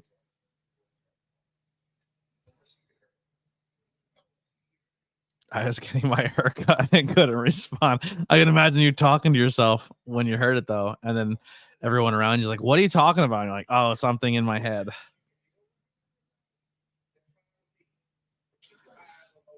A woman can do or the Rumble. No, what can the Rumble do that a woman can't? It was the topic of what was the question posed to the room.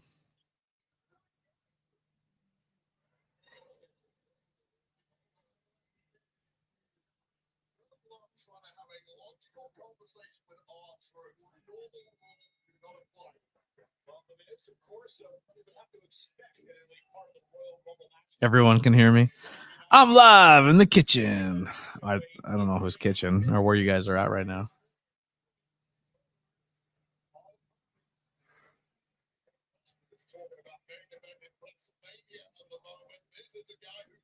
Pin down 60 people in one day.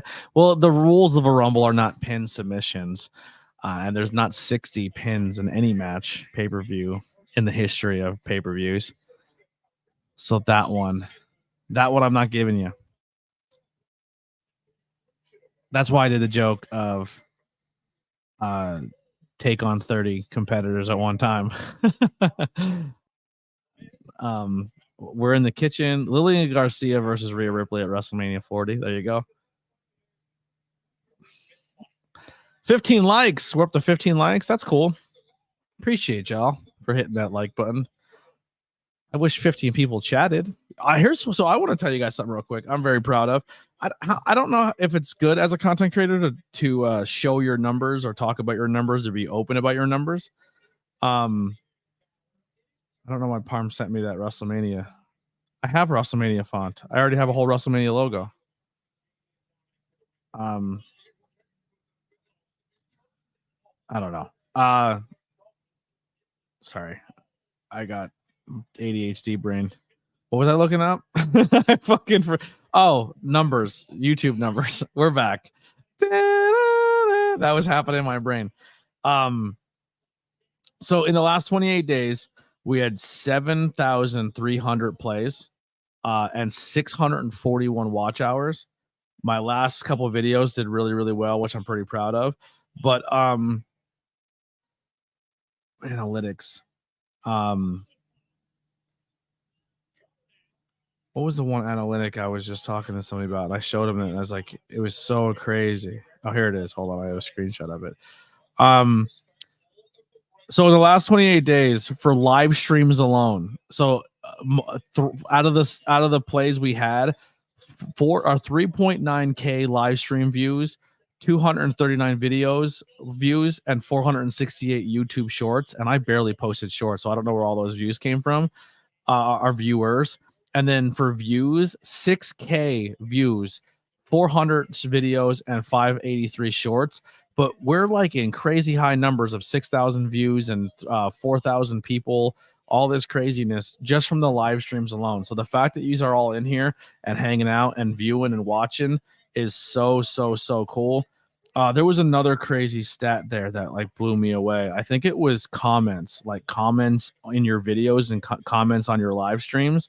It was like average was like 300 per show or 300 per stream or something it was saying, which is crazy. So like the more you are all chatting, that helps. That's pushing the podcast out. That's pushing the content out. It like it's showing that new viewers are coming from the engagement and the thumbs ups and the comments and you guys sharing the channel and just supporting it and being here. So if you're ever just like sitting there and you're like, I haven't said anything in a while, just type a question in and entertain me by letting it answer it. You know what I mean? Even you're just like, oh, I'm just gonna quick throw. But here's the thing now that I said that, if someone just throws a question in every 3 minutes, I'm gonna be like, oh, they're not really paying attention, but they're just remembering they have to show me love. So I still appreciate it, but I'll know now. So yeah, so just the numbers alone have been staggering. We're getting really close to like I've been chasing this content thing for 6 years now, and listen, my experiences and my friendships and the connections I have been more valuable. Or if more things that I've done in the past 6 years were on a camera and people were able to see, I feel like my audience would have grown faster and more, because I help out with a lot of cool aspects in the last 5-6 years that I'm very proud of, that not a lot of you know. But yeah, man, I've never hit 1,000 subscribers. I've never had a video hit more than like 1,000 plays or 2,000 plays. Like I never had anything crazy like that. I've always wanted 1,000 subscribers and be monetized, and I've been chasing it now for 6 years, 7 years, and it seems like a drop in the bucket. But I know I put a lot of hard work into it and a lot of effort, and the fact that it's really close is exciting, and I'm very appreciative of it. And I know now this, after doing it for 5 of the 6 years almost, and then rebranding myself and starting from scratch, I'm proud that I did it. Like I was able to do it again and do it essentially alone. But along the way, picking up people, a part of a new team who've been really helpful, and they're not even on camera. You know what I mean? Just like supportive wise, like you guys have just been amazing, and I'm really thankful for all of you. So thank you. Hi, Joey Diaz. I feel like Joey Diaz right now. I feel like I ate a bunch of stars. What is your take on Okada and where will he go? This is Steven just doing exactly what I said. Picking AEW and not continue. All right, so I think gay. I love that. You got all sappy. Gay. Yeah, don't get sappy in front of your friends. In my school, that was gay. What's your take on Okada? Where will he go? Picking AEW but not counting out TNA. I wouldn't count out WWE. I think Okada would look at a roster like AEW and say, okay, how often would I be used? How often would they want me? Is there any storylines in AEW that interest me? Is the money worth it? Or can I go to a WWE and get a Shinsuke deal? And they talk like it's tough because WWE late in his career, he'd have to rebrand himself unless WWE is willing to use outside footage and acknowledge the fact that he was a big deal somewhere else before he came here, which would be tough for WWE to do, but it'd be interesting to do for them to do it. Because even Shinsuke, they didn't show a lot of footage of Shinsuke being this world beater in Japan. They made him a world beater in NXT and then just carried that prestige up with him. So I would probably lean more towards AEW. Yeah, that's probably where I'd go, but I wouldn't fully count out WWE either, because I think that would be a guy that they would snag because he was a big deal and like he was like a John Cena of Japan. So I don't know. We'll see. I take on 30 plus. That's why we're friends. That's why we're friends.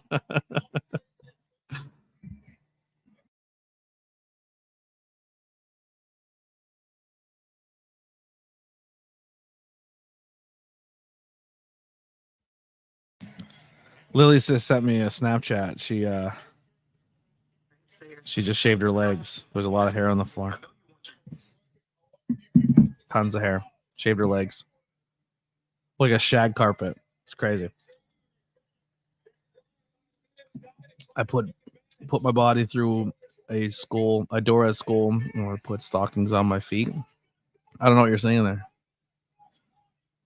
Sarah just gave me a cookie. Game over. Oh, bro, that last cookie I had, ooh, baby, that was wild. I slept like a baby. It knocked me right out. That was good though. It was really good. Save me a cookie. Wait, did you guys use the stuff from me to make the batch this time? Because I know you said you've been saving a bunch. I don't know if you took it though. You probably did, because you've been nuts with that shit. She turns my room into like a Tony Montana movie. She just fucking 100 joints being rolled, and she's like Walter White, like in the fucking van, going through jars and scrapers and getting all the fine details out of them. Like, what are you doing? You used it? I thought you said you were saving a bunch of it, and you have a whole bunch saved. I could have sworn you said you have a bunch of stuff saved.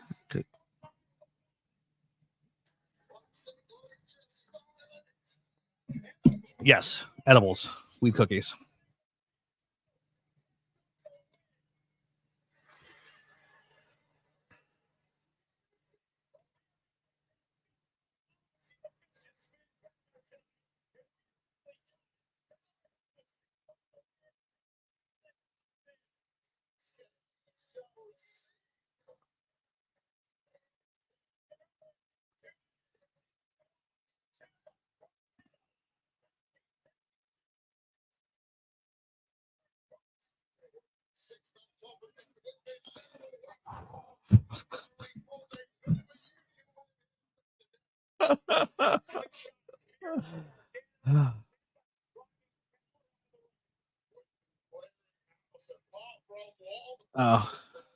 So my headphone cable is around and then wrapped around the leg of the chair, and there's a hole in the leg of the chair, and it swung and it hit my leg, and I thought it was the cat, and I was like, oh, the cat's trying to get on my lap, and then I was like, there's no cats here, and then I freaked out because I thought something was grabbing my leg, so I had a mini heart attack just now when I quick looked over. So you're like, what the hell is his face doing that for?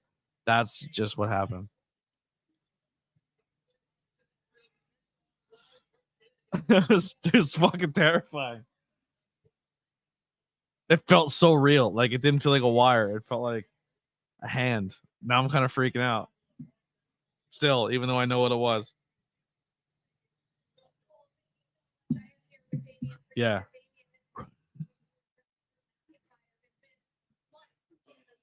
What's your mindset heading into tonight's main event? Well, first, congratulations to Dirty Dom for handling business just like I knew he would. Now, Drew McIntyre.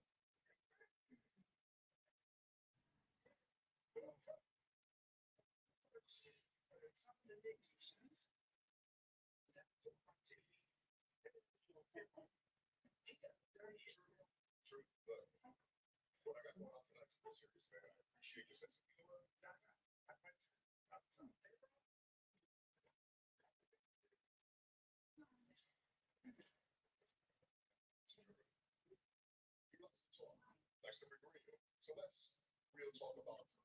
I feel like she's too short to be. I think that's one of my complaints. I think she's too short to be an interviewer. If that sounds weird, like, she's really short. Like, she's like this the whole interview, and she's like almost full arm extended. And I don't know.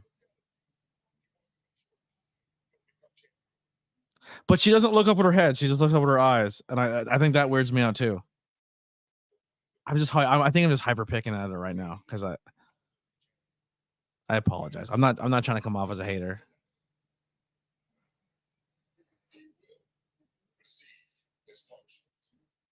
Oh, Damian Priest is sprinkling some cookies out there. I think he's changing characters soon, and he's liking this punishment a lot, almost like he used it in the past. I don't think he's long for Judgment Day. I think when he cashes in, and leaves Judgment Day because there's some power struggles going on, and if he beats a Drew McIntyre here tonight, like if they put him over in this match without like weird like someone messes him over with outside interference and Drew sneaks a win, that's a big statement. It's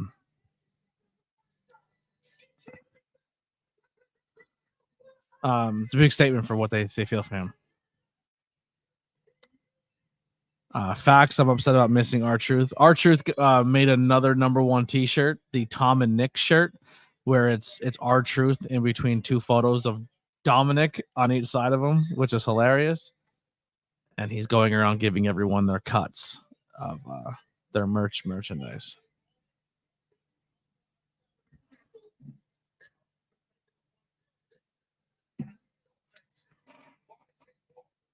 Oh, before number wise too.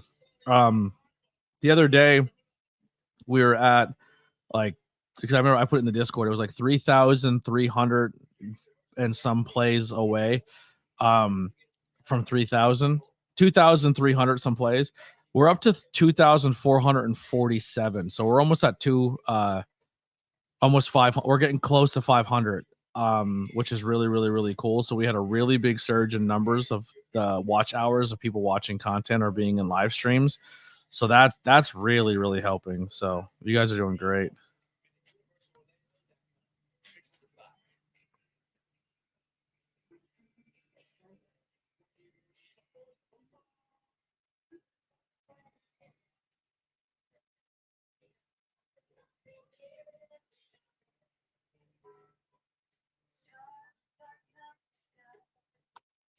Oh, my Opus clips are ready.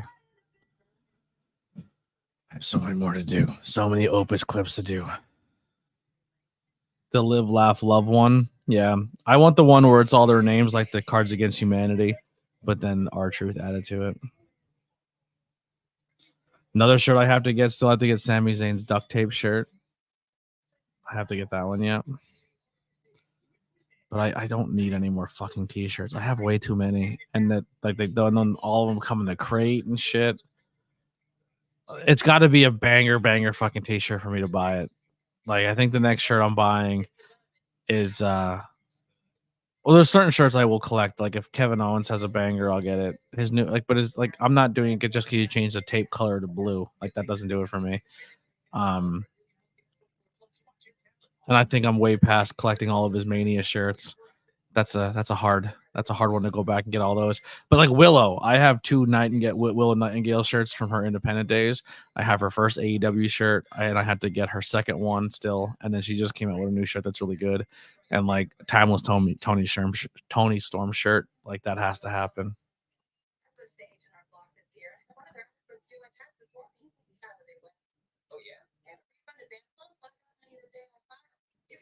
And then I have to start wearing my own t-shirts because I should start advertising more, but I hate doing it. I hate wearing my own shirts. CM Punk Hell Froze Over shirt is good. The new Willow shirt, the Bang Bang Scissor Gang. Yeah, Bang Bang Scissor Gang is definitely going to have to happen. And I need to get my Christian Cage Outwork Everyone shirt because it is what it is. It is what it is. Stop collecting them for you and collect them for me. But I keep saying I'm going to get rid of these shirts, and then you take in another 100 shirts. So, and then they don't go anywhere. I was like, oh, here's 5 t-shirt totes I'm getting rid of. And you're like, oh, I'll take 3.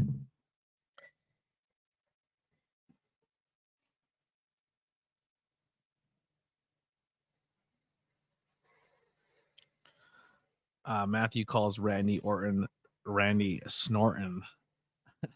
Get it? I love you, Matthew.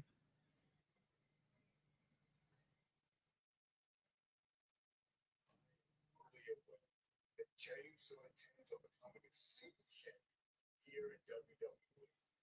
But Jay, like I've told you, so do I.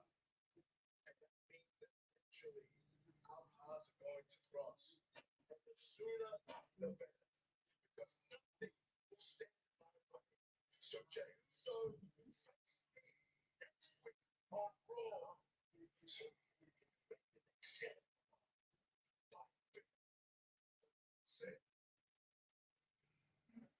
I love him. Love Bronson Reed.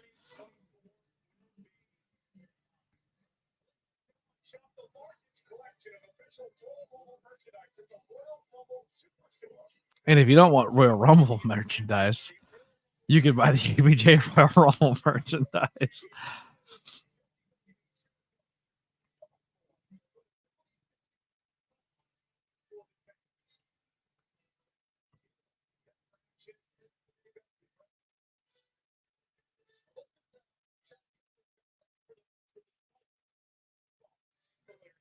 My little backstage segment here.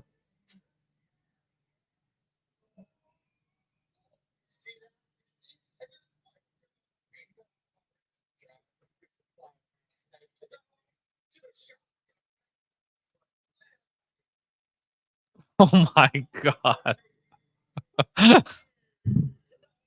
As Tozawa is dry humping Otis off the screen.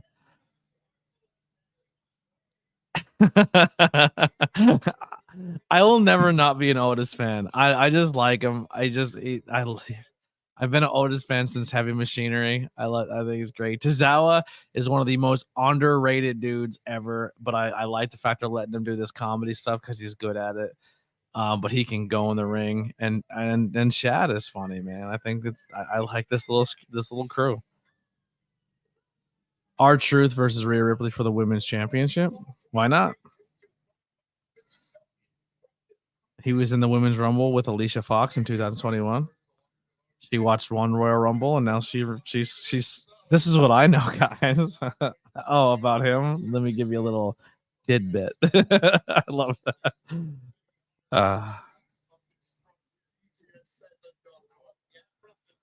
Rhea drippy. She makes you drippy. That's what happens. You prevert Matthew Holland. You become drippy when Rhea comes around. Matthew Drippy Holland.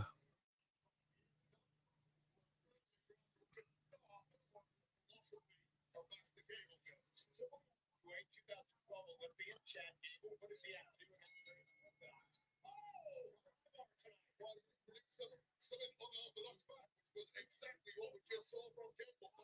Anticipated that. What a hot start from the Olympian. The start.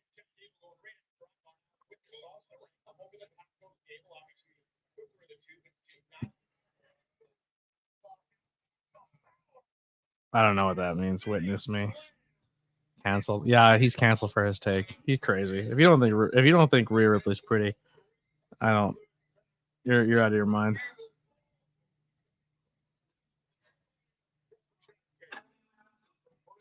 Oh, I have a new shirt today. I didn't wear it. I'm gonna go change my shirt quick. I want to try my new shirt on. I'll be right back, everybody. I'm not doing the be right back screen.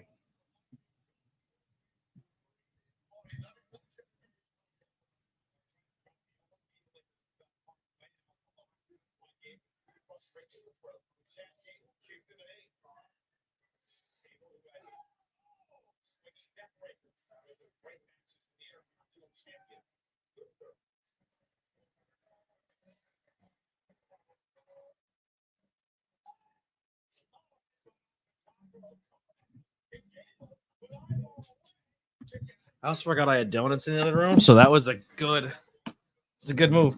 My brand new Valentine's Day shirt. It says, you are never alone when you are with your demons. I love it. It's my Valentine's Day shirt, y'all. I have a Valentine's Day shirt now.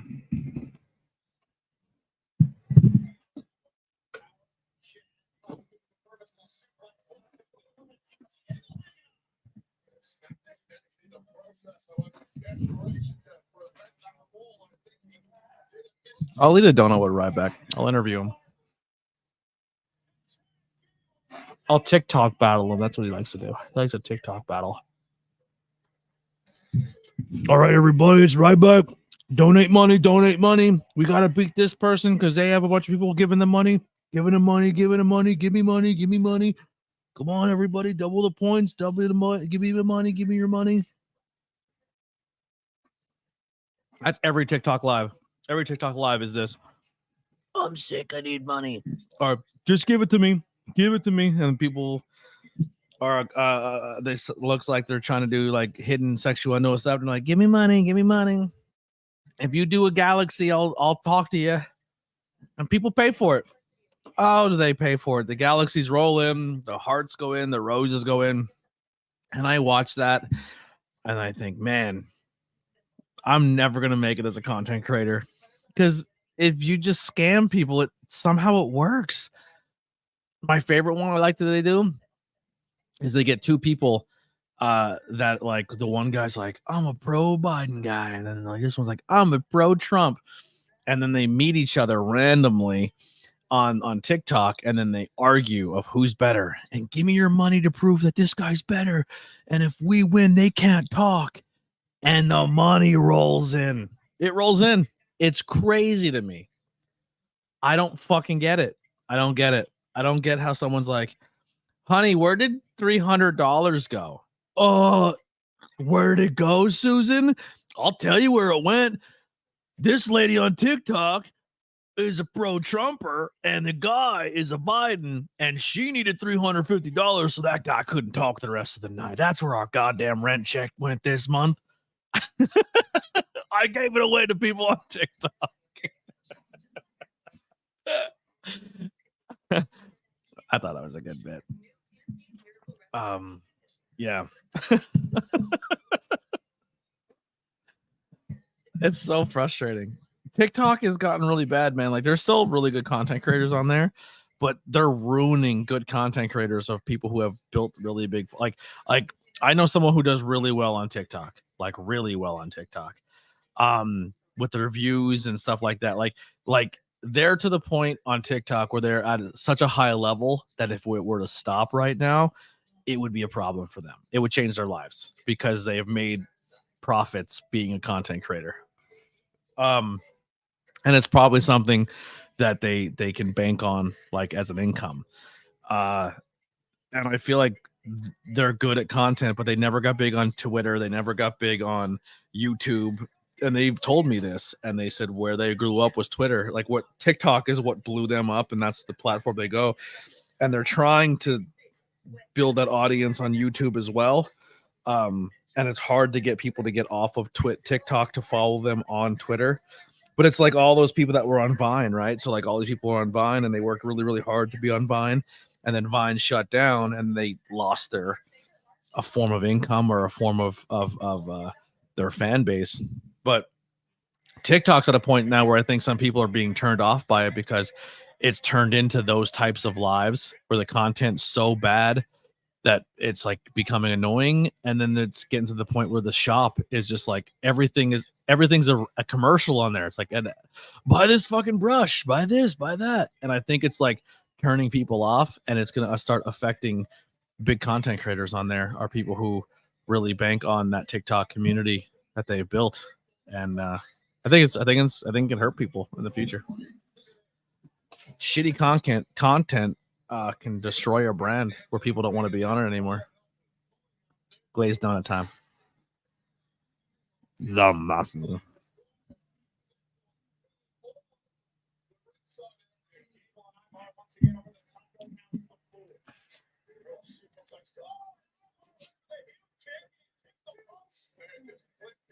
I don't know if you heard the voice I did. They clearly live in somewhere where it only costs them $300.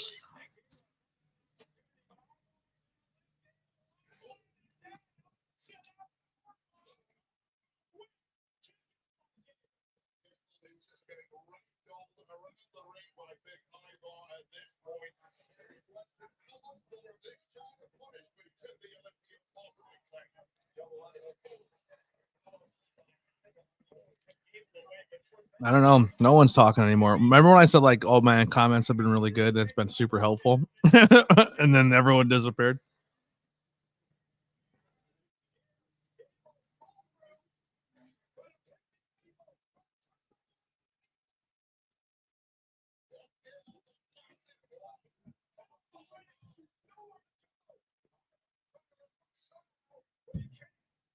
I gotta close these donuts and get them away from me. So I stop eating on camera. Advertisements back there for Dunkin' Donuts.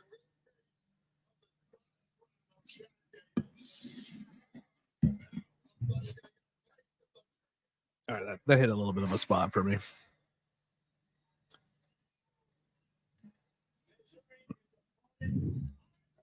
Oh,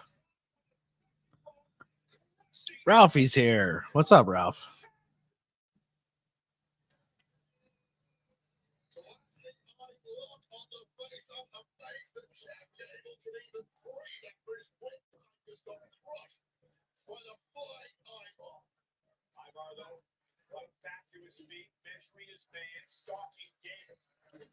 Measuring his man. Mania tickets delivered tonight? That's awesome, man.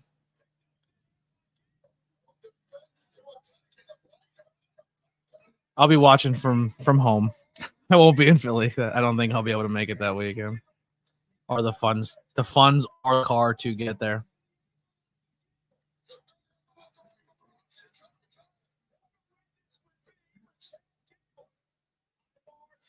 Leon the King, what's going on, brother?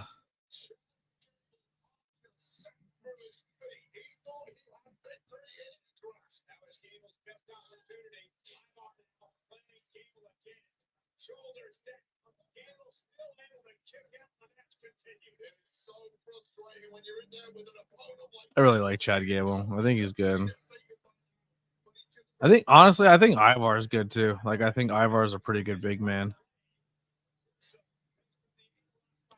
And he has such a good look. Like, the guy who looks like Ivar is just, wow, he's... What a psycho.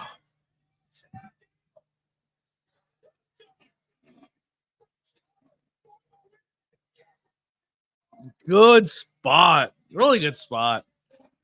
Huge top rope moonsault by Ivar. And yes, you heard that right. Ivar, where he misses it and lands flat belly. And he got height too. Like, he didn't just do a moonsault and like barely, like, he got up there. And then he got hit with a huge stalling German suplex by Chad Gable. So Chad Gable's German suplexed Ivar, and it was beautiful. Like, it looked like he was going to drop him on his head, but then he landed perfectly, and it was done so well. Good spot. Again, he countered a top rope suplex, flipped off the back, and then caught him, and then German suplexed him off the top rope. Oh, now Valhalla's here. She didn't get sexy like the other girl did to distract Tozawa last week. Oh, Chad just got dropped on his face. He's hurt. The ref already backed out, though. Chad gave him the okay. Chad landed really bad. But the ref immediately checked him, and he gave the ref the okay. Holy shit. Ivar went real low on that moonsault. He wanted to get nowhere close to his head. What a fucking pro move by Ivar if that was done on purpose.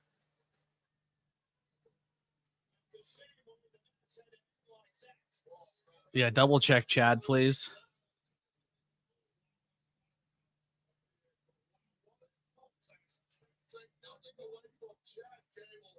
Holy fuck.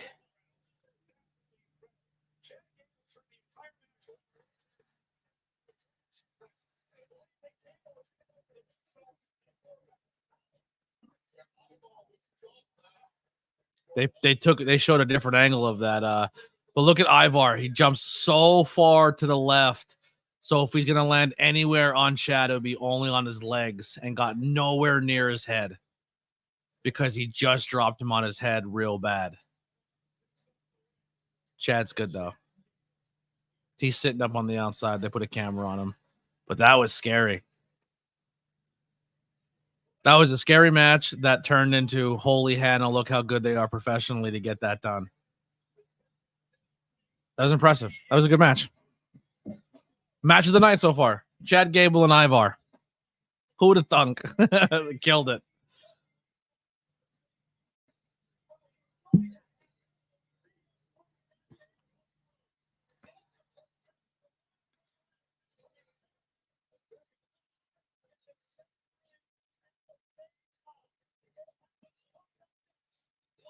All right, sorry, what do we got? I'm gonna be in Philly all week. We're doing stuff every night. Opinion City's gonna be announcing some cool stuff this weekend on the show. But yeah, I'm gonna do other shows that weekend as well. I wish I could, man.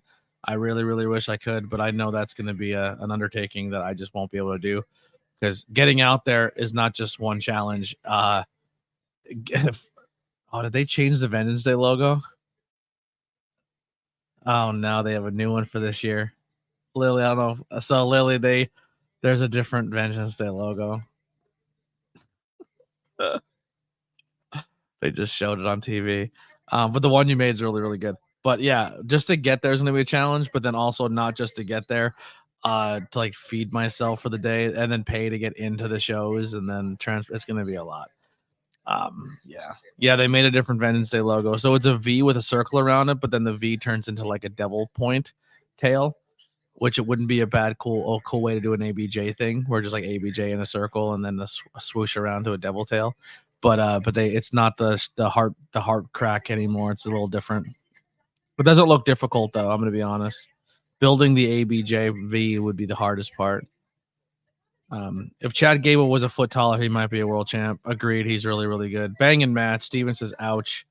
Lily said, missed another banger.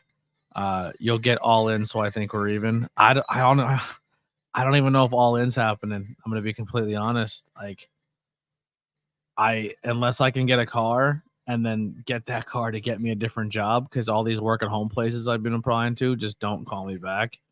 I don't know if I'm going to be able to find another job in time to get to London and then have that money for that trip. So it's tough. It's a tough thing. I don't know. I still have my sight set to go to London, but if I go, I have to figure things out. But it's a 50-50 shot. I don't do London this year, which would suck. London's more realistic than like WrestleMania is a 0% chance. Unless I hit the lottery or the channel blows up to the point where I don't even have to pay to get to Mania because I'll be invited backstage at all these shows. Like, that's the only way I'm getting to Mania. And then I'll take my hot dog at each show, and then that's my food, my hot dog and handshake, and then that's my food, and then I'll survive the week. But we'll see how it goes. Get you a sugar mama. Well, check my links below and support a sugar mama. No. She's more than just logos. No. I'm in the same boat with work. I've been waiting for over a year for Mania. Yeah, it's gonna be fun being in Philly, but I also think too there's gonna be so many people that are gonna be there live. Like, maybe being home would help, doing a watch along or a hangout at home when everyone's physically at Mania, you know.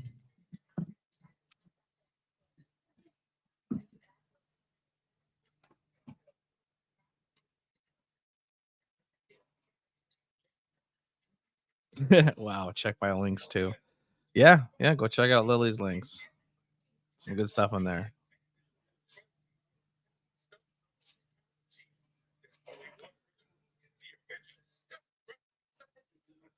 Yeah, jump in live. I'll patch you through, and you're gonna be like, "I'm here, I can't do anything." Ah!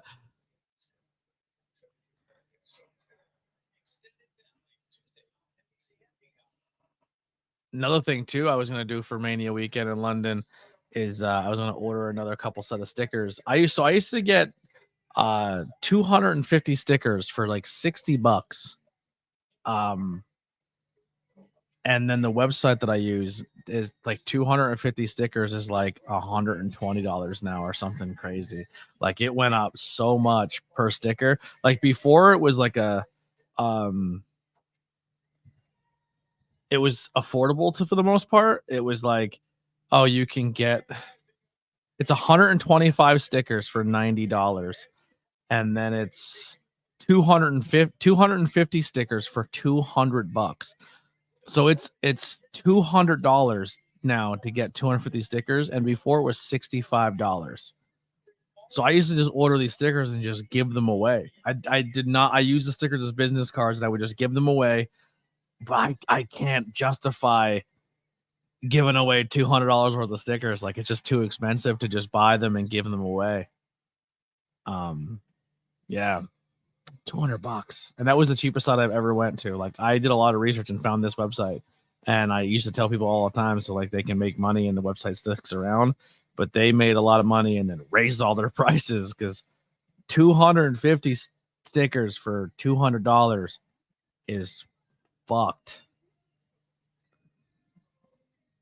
Have you ever been to Romania before? I've only ever been to one pay-per-view, and that was London. I went to All In London. I've never been to a live premium event or pay-per-view. Been to a lot of indie shows. I've been to a Raw twice, a SmackDown once, I think. I don't remember, and that was it. But I don't go to a lot of like live shows because I just can't afford to go. Put it this way: the only reason I went to Raw last time is because I was given the tickets, and I was like, all right, well, I can justify the gas. But I personally couldn't afford just to buy an event to do that. That's like bigger ask. I've been to Mania 20 in New York and 25 in Mania. Ralph goes to a bunch. Sticker prices honestly suck now. We were just gonna do stickers and ended up just doing business cards instead. Yeah, they're really expensive now. Stickers are tough.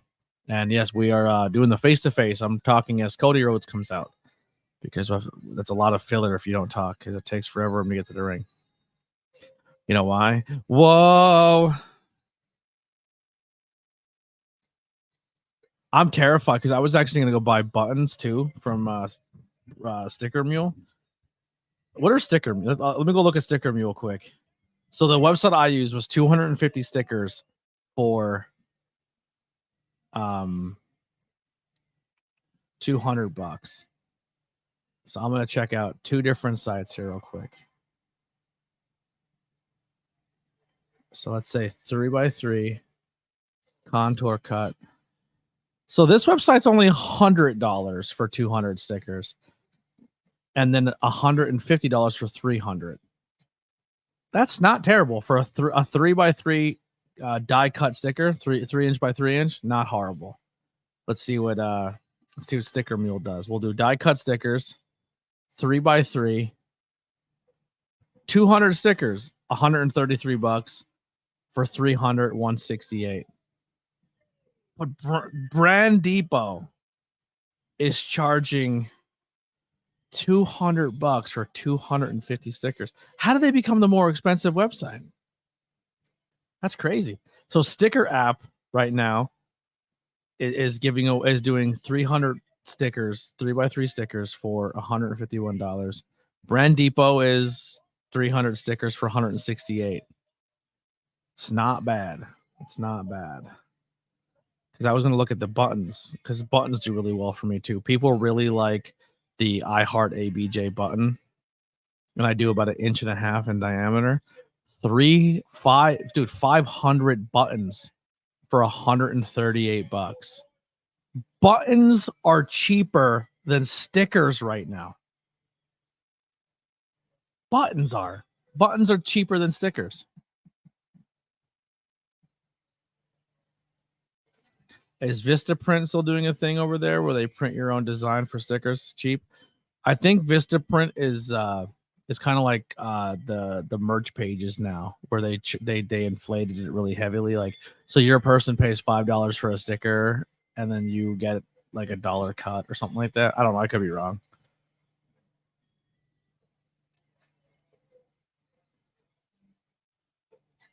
I'm a chocolate cookie dough ice cream guy, or I like Ben and Jerry's chocolate fudge brownie is my favorite, but it's hard to find.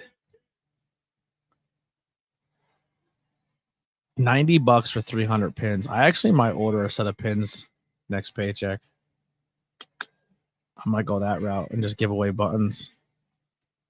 What does a 1-inch button go for? Ooh, the little tiny 1-inchers. I kind of like those too. The really tiny ones. 500 of those for $125. 500 buttons. I like that. Actually, I like a sticker more than a button. I like a button more than a sticker. I'm going to be honest with you. I think a sticker, people just will stick it anywhere and not give a fuck. But if someone puts your button on their item, like on them, I think that means more, and it stays around longer. And if someone finds a button that wasn't theirs on the ground, it's like, oh, cool, it's now my button. Sunday morning. I hope we're still friends, but for right now, let's just enjoy this moment.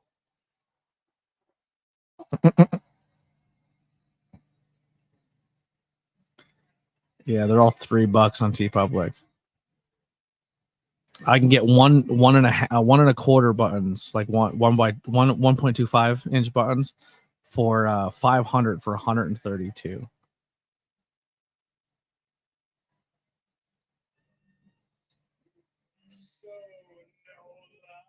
Yeah, I have business cards. I still have a bunch.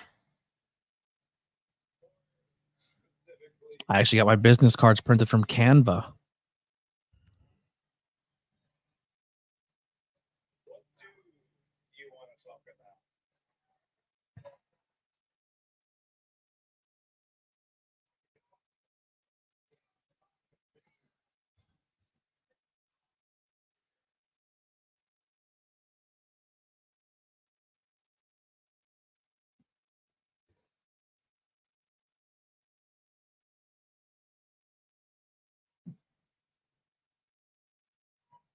Talk about your dad. Yeah, like a little button, like a pin. 2007.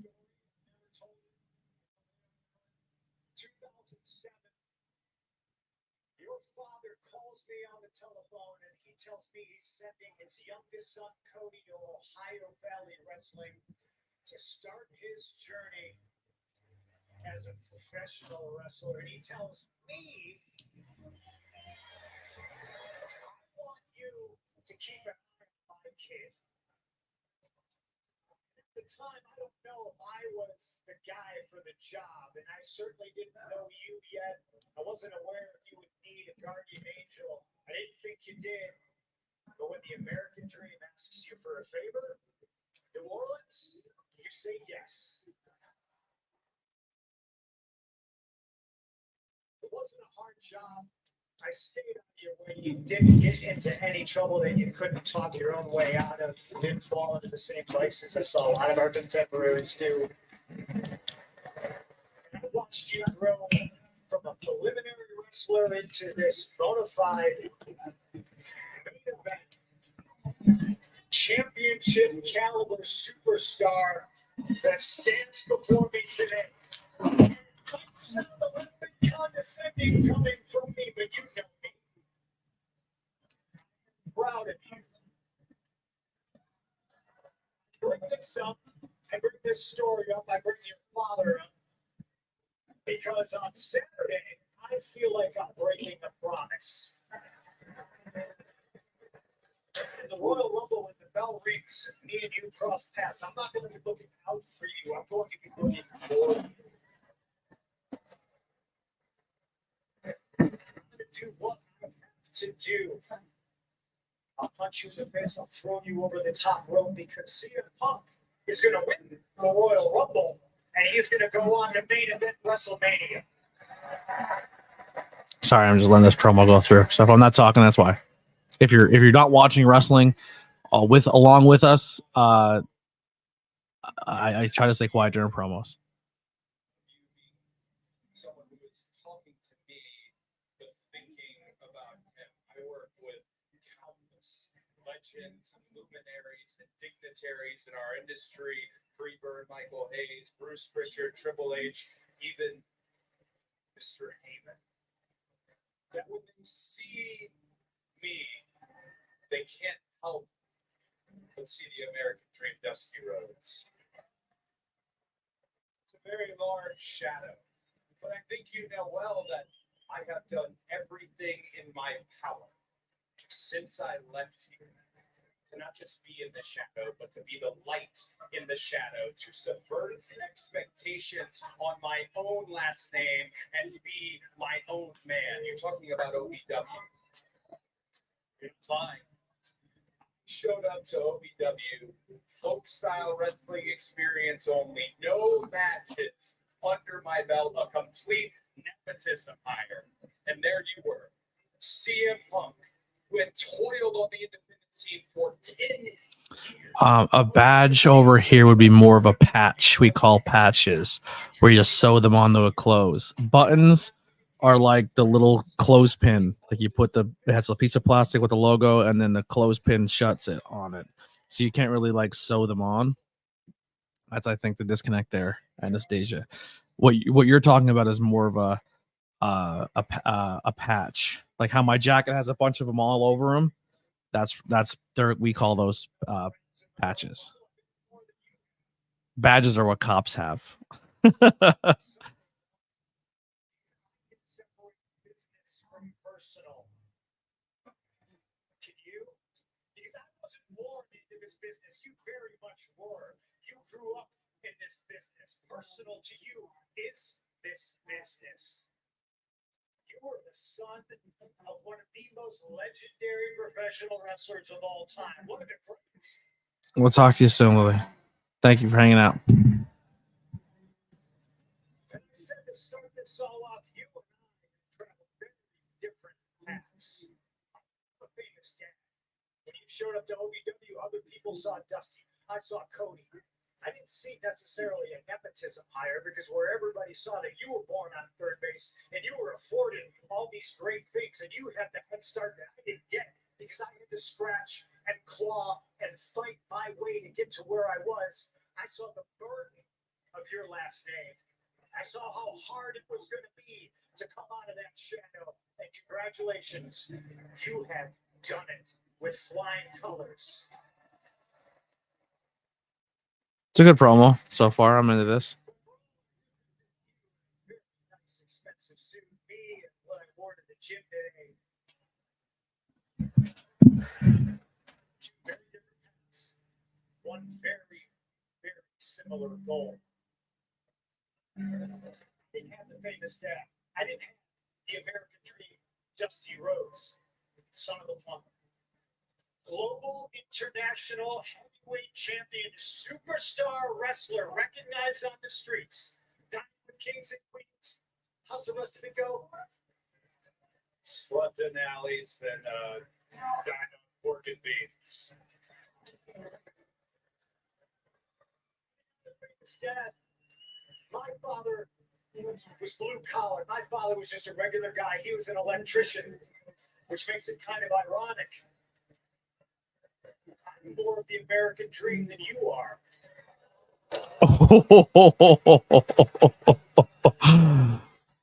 What, dude? Punk. This is where smart people think alike. You know where I said the disconnect was Cody? Cody grew up poor, but always had a rich dad, if that makes sense. And Cody's trying to sell himself as his dad, but we don't see a guy who suffered and slept in alleys and dined on pork and beans. We see a guy in a suit that looks like none of us can afford. Cody's not relatable as a blue collar guy because look what he wears.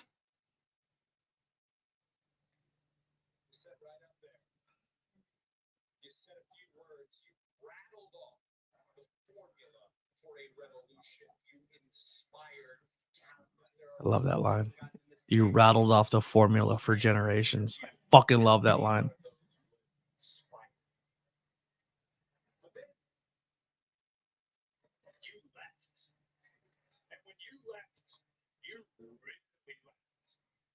You didn't pass the torch off, you dropped it on the way out. I don't think you cared who picked it up, but I think you know who did.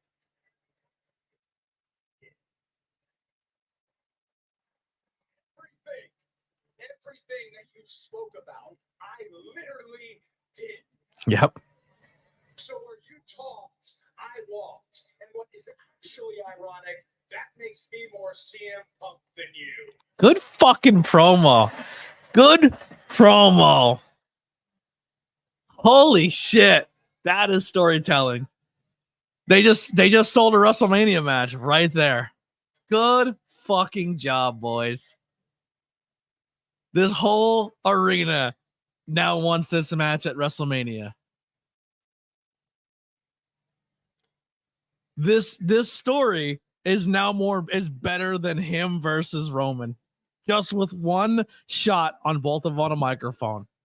Fucking gorgeous work, and this is why professional wrestling is amazing.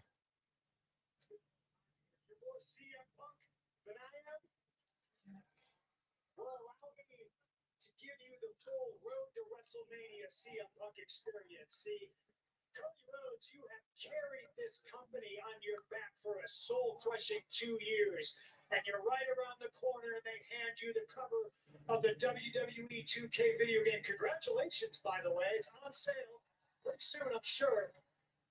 And right when you're about to cross the finish line and finish your story, oh wait, what's that in the distance? It's a much bigger superstar that hasn't been around in a very long time, coming to take it all away from you.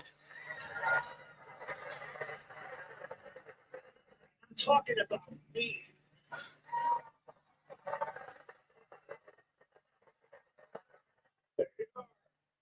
Looking out for me again. You might be right. You talk all about the American dream. Well, then you should know this. He was my best friend, and he regularly quoted John Wayne. The quote I heard the most is courage is being scared to death, but saddling up anyways. You may be right, but I have only one direction I can go. I have to go, and that's forward. And that's in the Royal Rumble. That direction goes through you.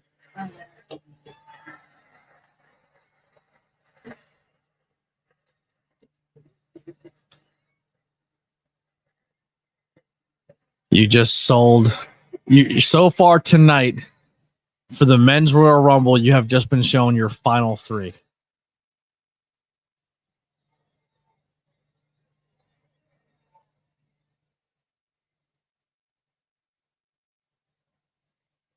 That's a good pay-per-view seller.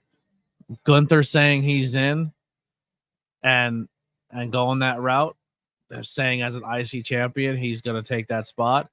And then these two gentlemen face to face tonight. And they just did the moment where they looked around and see whose name is being chanted more. And it's dead fucking even. Or at least that's how the audio wants it to be said.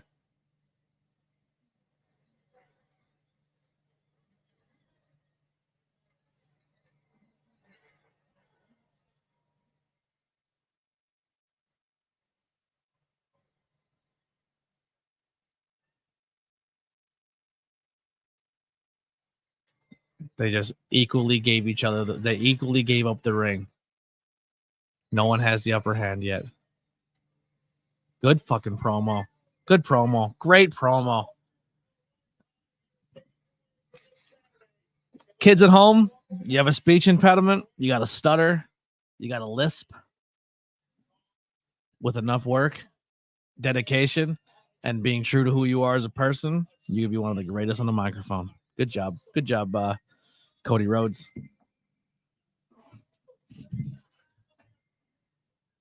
Cody Rhodes, CM Punk.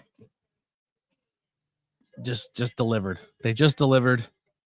And they had a great show in there. And they just essentially told everybody in the crowd that we're just as important at WrestleMania as anybody else in case that is the route they have to go. ABJ, are you a fan of MMA?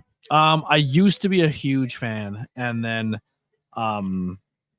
it kind of fell off for me. If it's on TV and it's available, I'll watch it and I'll appreciate it and I'll still remember everything I love about it, but it's not something I like. I was someone who used to buy every pay-per-view. I knew every single fighter in every single division. I knew every I could have been an insider. I would or an analyst. You know, I was very much into it to an uncomfortable level. And then I got back into pro wrestling, and this is my thing now. I watched MMA before people knew MMA was a thing. I was watching like since UFC like 41. And the only reason I watched UFC is because Ken Shamrock and Tito Ortiz fought. And obviously, as a pro wrestling fan, I was like, what the hell is this Ken Shamrock doing over here? Fuck you, Hogan.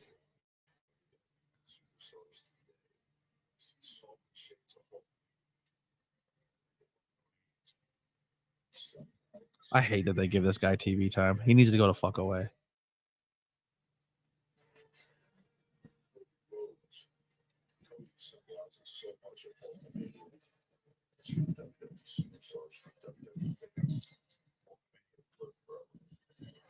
Hulkamania is dead.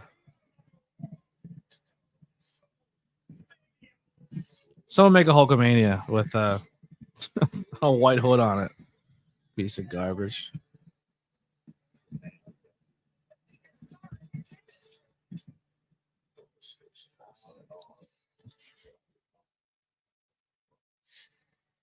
I'll tell you right now, brother. You know, these are a lot of big superstars, but there's nothing that's like Hulkamania. Hulkamania is bigger and better than anything you'll ever see in this business. And everyone has to be just like me because I can never give up that top spot because I'm a selfish piece of shit, brother. And he doesn't like people of color because he's Hulkamania, brother.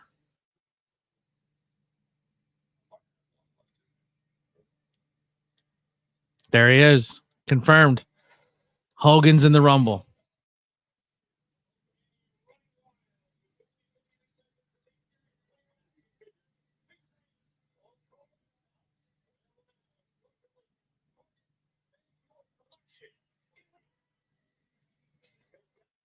I wonder if there's someone who's in the concession stands right now who didn't hear that, who didn't see on the screens the promo of Hulk Hogan talking about the Rumble, and they're just like buying a beer at the concession stand, like, "Oh, I don't have time. It's commercial break. Come and go get a beer." And all of a sudden, like, you're a Hogan fan, or you're like you don't really know wrestling, but you're bringing your kid, but Hogan was your guy. And then his music hits, and you're like, "What the fuck?" You're like, "Is he here?" And then you run in. And like, no, it's just a commercial. They played his music over the entire arena. I think that'd be a funny. I wonder if that happened to somebody tonight. It had to have, right? Like that had to have happened. Fucking Hulkamania is here.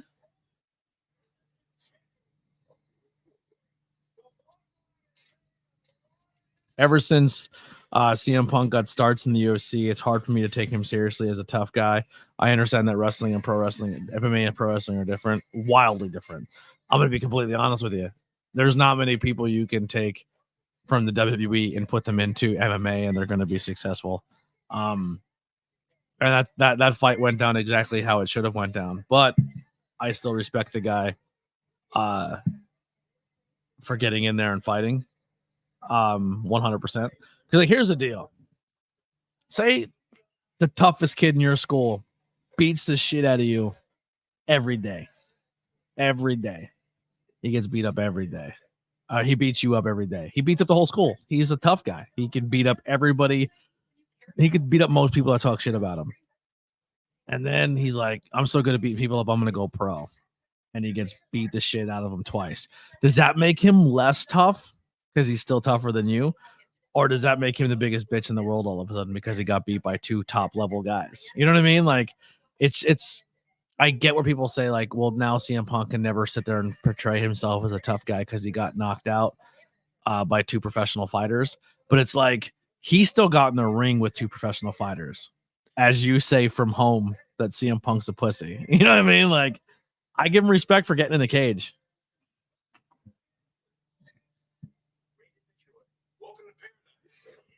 At the end of the day, most people that's like, ha ha ha, CM Punk got knocked out. He's a bitch. Would die. Like CM Punk would choke you out in probably 3 seconds. He would, if you tried to roll on a mat with CM Punk, he would probably make you quit your life. He would make you so uncomfortable that someone, a grown man, is holding you down to the ground that you can do nothing about it, that you would hate your existence. And CM Punk would do that to most average people who'd never trained. But when he got to that top level, he got beat by a top level guy.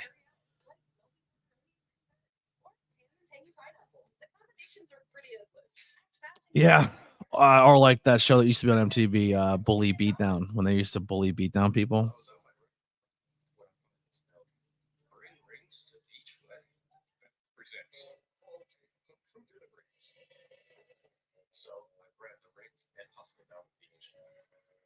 I may feel some kind of way because how things ended in AEW. Yeah, I'm gonna be honest though, man. Like I've been saying it for a minute, so I'm probably repeating myself, and I'm sorry if I am. But like, I don't think Punk was as big as a problem in that company as people make him out to be. I think it really fell down to what side of the news side or cycle you were on. Were you on the news cycle that was pro Punk, or were you on the side that was pro Elite? And it came down to where one news source that got out first and got out over was pro Elite, pro Elite propaganda, and then Punk kind of did his side, and he was like, and he came off when he spoke his side as an arrogant asshole, or he came off to some people as like, oh no, this guy's defending himself, you know. So it's tough. It's tough how to read the scenario. But Punk walked into the door of a new company, and he's over as a babyface, and he's showing he's a character. So is he playing a good guy character, but he's really a bad guy? And then the Elite show back up on TV, and they're playing bad guys. So it's weird and they're playing a former Vince McMahon role or Triple H role. So it's weird how they're each taking shots as we get more Hulk Hogan stuff. What are they doing? Is Hogan coming back? Is he showing up somewhere? Is he going to be at Mania? Is this what we're doing?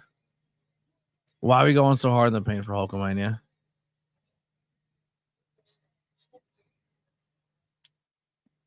You're going to put over Hulk Hogan 40 the same time you're going to put over 40 WrestleManias. You're going to put WrestleMania and Hulk Hogan on the same level in today's spectrum.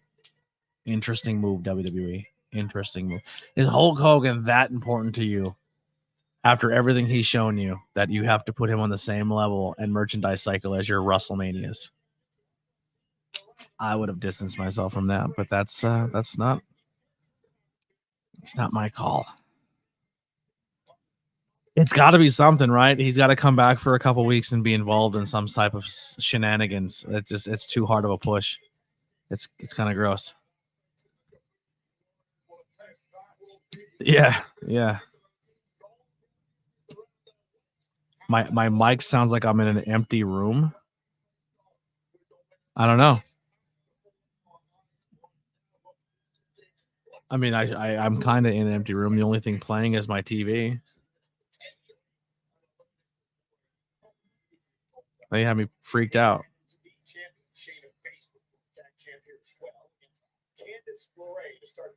I have to go listen to myself. Check.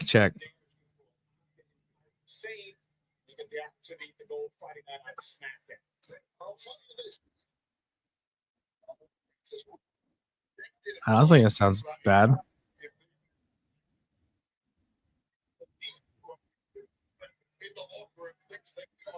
Yeah, I don't know. I'm listening back to myself. I think it sounds fine. I don't know.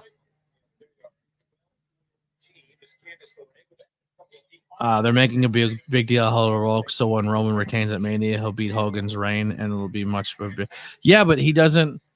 So essentially, what you're saying is, yes, he just won at Mania, but he has to hold it till SummerSlam. It's not a record until he gets it to SummerSlam. Mania is just the next big pay-per-view he has to get through before he gets to SummerSlam to defend it. Because we've already accepted as a company, and we've already accepted as the marketing of the company is that, yeah, he wins at Mania, we're not going to see him again till SummerSlam. So we acknowledge the fact that he's never around and he doesn't work. So as long as he gets by Mania, he's essentially beating Hogan's streak because we're not going to see him again for 4 months. That's essentially what they've just come to terms with. But he doesn't beat any records until he gets the next pay-per-view. Exactly. And that's exactly where I think the problem with this marketing is they're pretty much telling you like, yeah, we're assuming he's losing at Mania, but it's just like, I don't know. It's weird. It's a weird bit.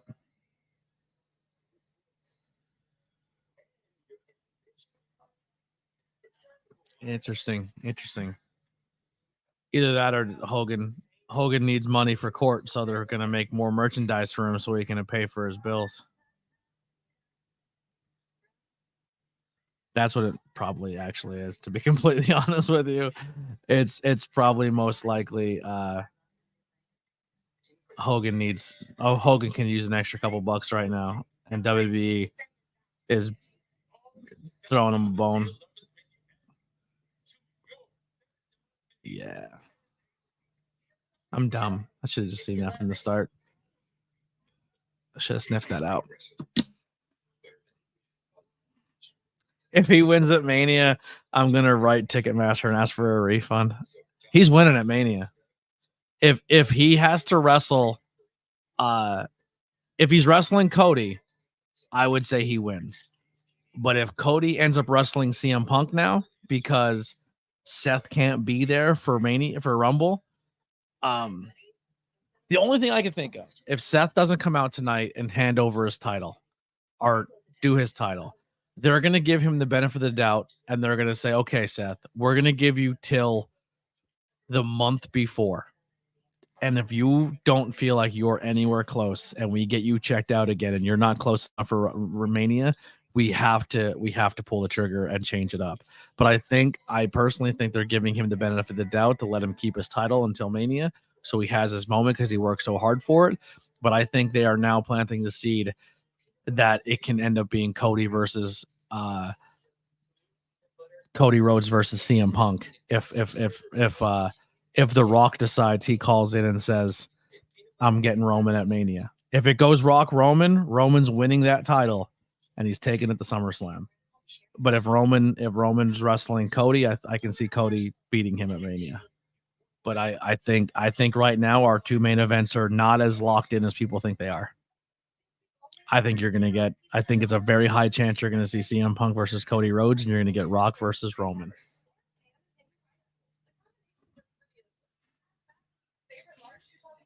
And that might be a hot take. I don't know, but I think that's what we're getting at Mania. That's personally my take.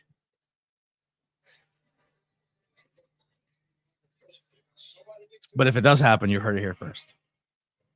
But everybody will tell you they've been saying it the whole time too, even though everyone I think is pretty locked in that's going to be. Some people have it Roman doing 2 nights in a row. One night is him and Roman and Rock, and the other night is Rock Cody. That's what people think. And the chat goes quiet. Candice LeRae and E. Hartwell versus Shayna Baszler and Zoe Starks is on right now.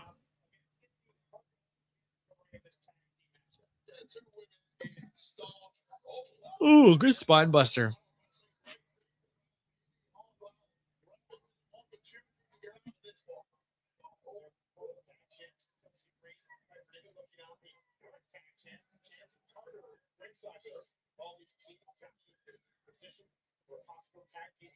Ooh. It was mentioned earlier today that Cody versus Roman for the title is still 100% the plan for WrestleMania. But who reported that? That's still all. It's reports. It's theory. It's what they're hearing. But I wouldn't be too sure.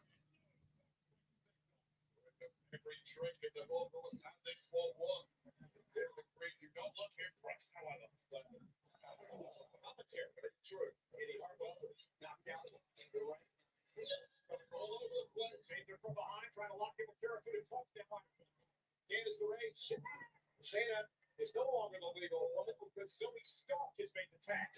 Karen Buddha, Stark now. Lorraine thought she had reversed that into a pinfall to hit the legal woman CPC. 360 from Zoe Stark. Stark gets Baszler with a win. All right, that's good. They're keeping them as a legit tag team. They didn't do no shenanigans where Baszler's like, yo, I had her beat. You should have just, why'd you tag in? I could have won that. And then like Candice taps out, but then Zoe steals it. So there's no, they didn't do an angle there where they had deception.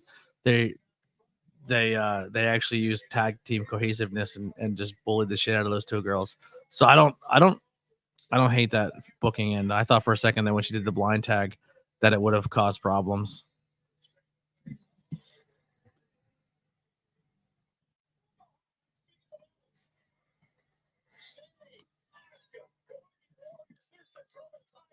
Yo, Dakota Kai somehow every single week makes her knee brace look like it's part of her outfit. She's just killing it. I love Dakota Kai with the all dark hair too. She looks awesome.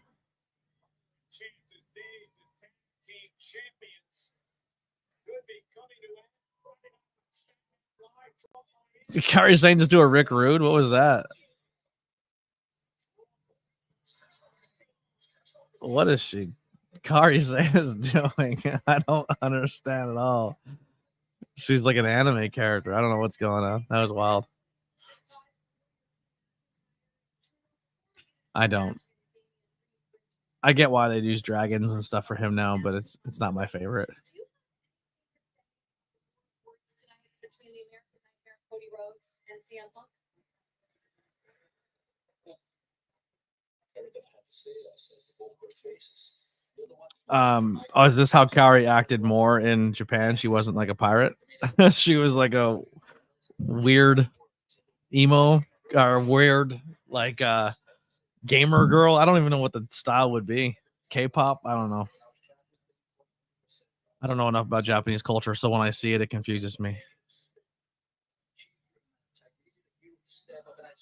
Like the anime culture, people are like, "Oh, I get it." I don't attach myself to it. I don't really know much about it, so I don't have the same emotional connections to like when people watch anime like I do. Like I watch it and they're all crying, and I'm like, "What are you crying about?" They're like, "Don't you feel the emotion that they're portraying?" I'm like, "No, I don't. I didn't get any feeling out of this cartoon. I don't know what you're watching."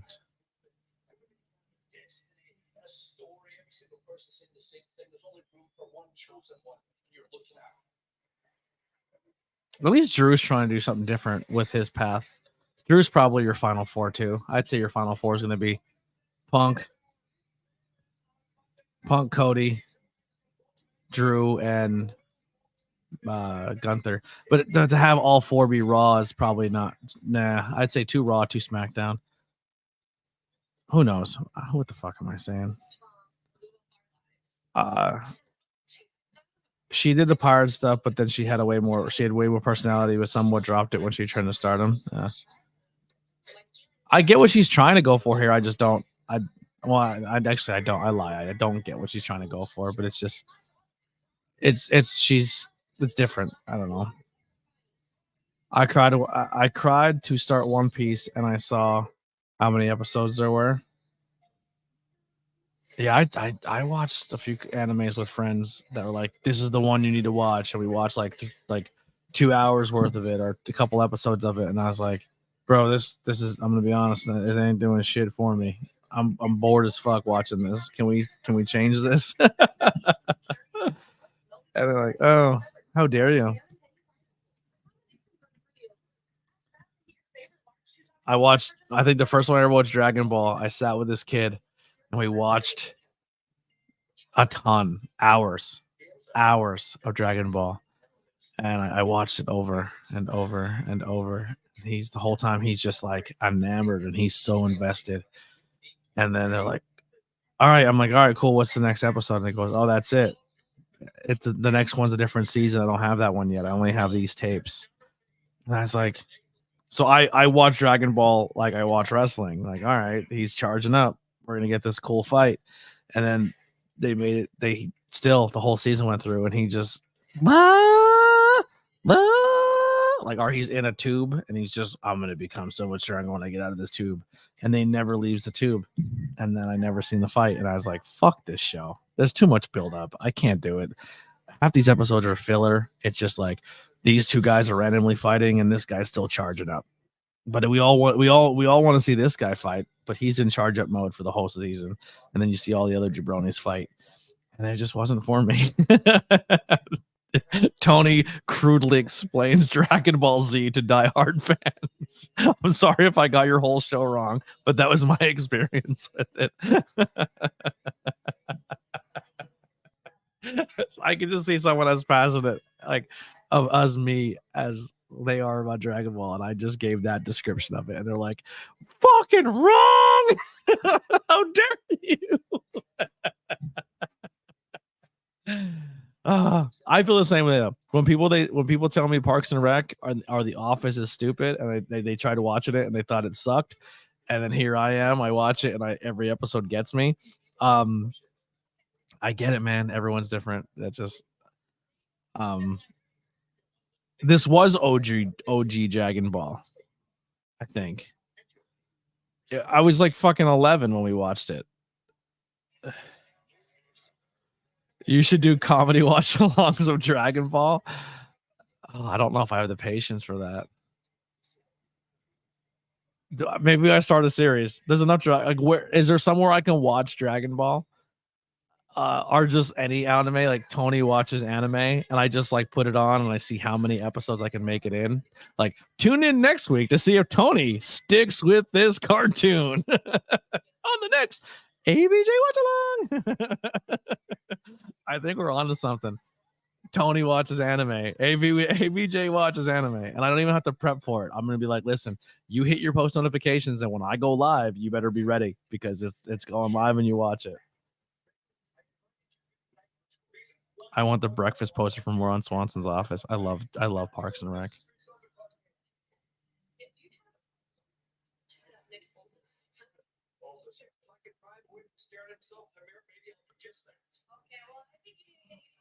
Well, all right, so Asuka has spooky demon eyes, but is still acting like a Bratz doll, and Kairi Sane is acting like a dead Japanese girl in a ghost movie, and she's scaring the fuck out of me.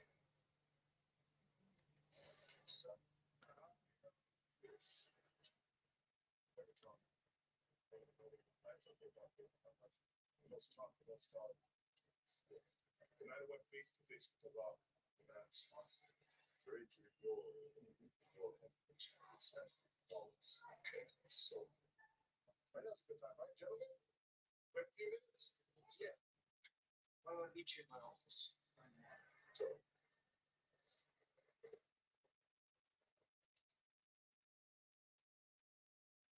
I need a drink. Who was standing in the background there? Did you notice that? That looked perfect. That looked on purpose. Why can't I? Oh, because I'm not using my Xbox. I'm using a fucking Fire Stick remote. I'm gonna rewind real quick.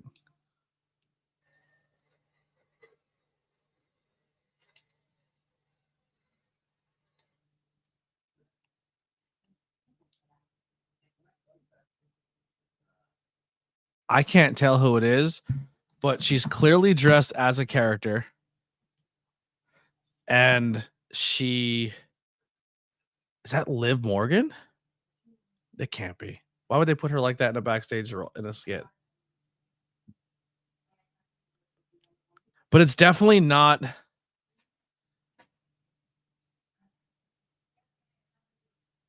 It's definitely planned. Like that's a tease. I'm gonna take some pictures off my TV and I'll put them in the chat. But that's a tease of something. That's not just supposed to be there. Like they've been doing that all night.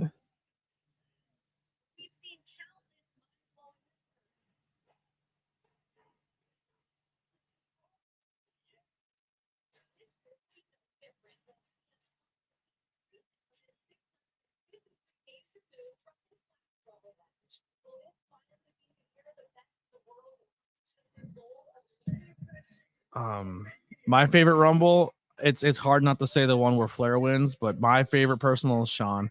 Sean going from number 0, going from I'm putting them in the Ben Frank chat just so I can take them off there and put them on my computer. Yeah, I like the I like when Sean wins from 1 to 0 and he sneaks back in and pushes Bulldog over.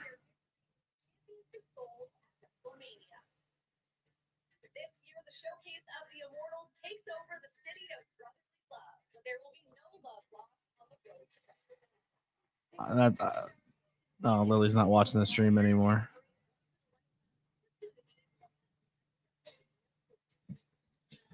All right, I'm gonna pull this up. I'm gonna see what you guys think. See if I'm just bugging out or if this means something. I'm uploading it now.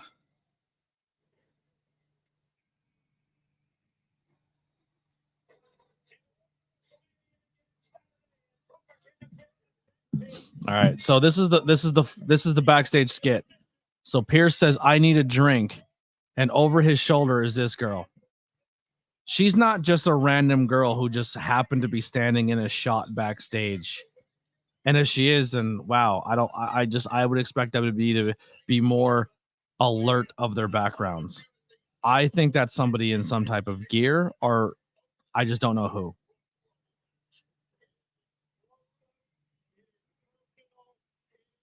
Unless I'm bugging.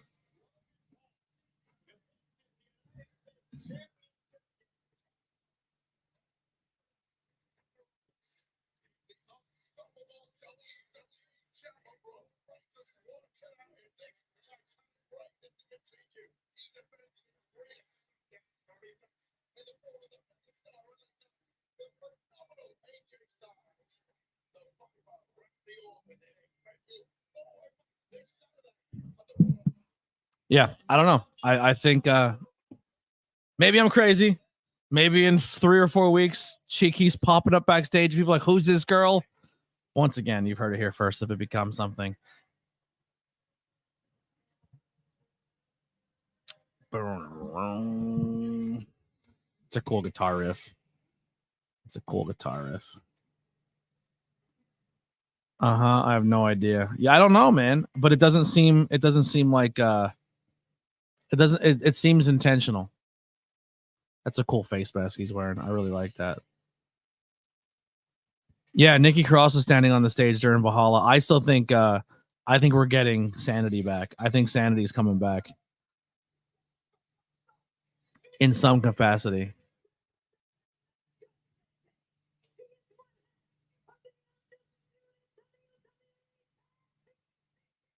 The year Nakamura won, do so much hype for Nakamura for AJ just for the match to suck. Yeah, I mean, it didn't suck, but it wasn't what we were expecting. Finn's contract is up after Mania. Interesting.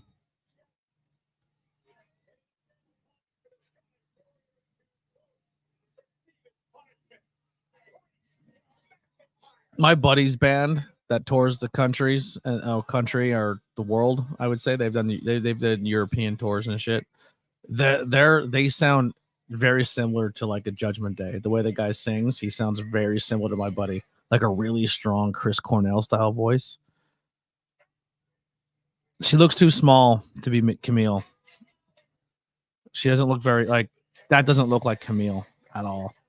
It honestly like it looks like something like Alexa Bliss would wear, but it also doesn't look like Alexa Bliss.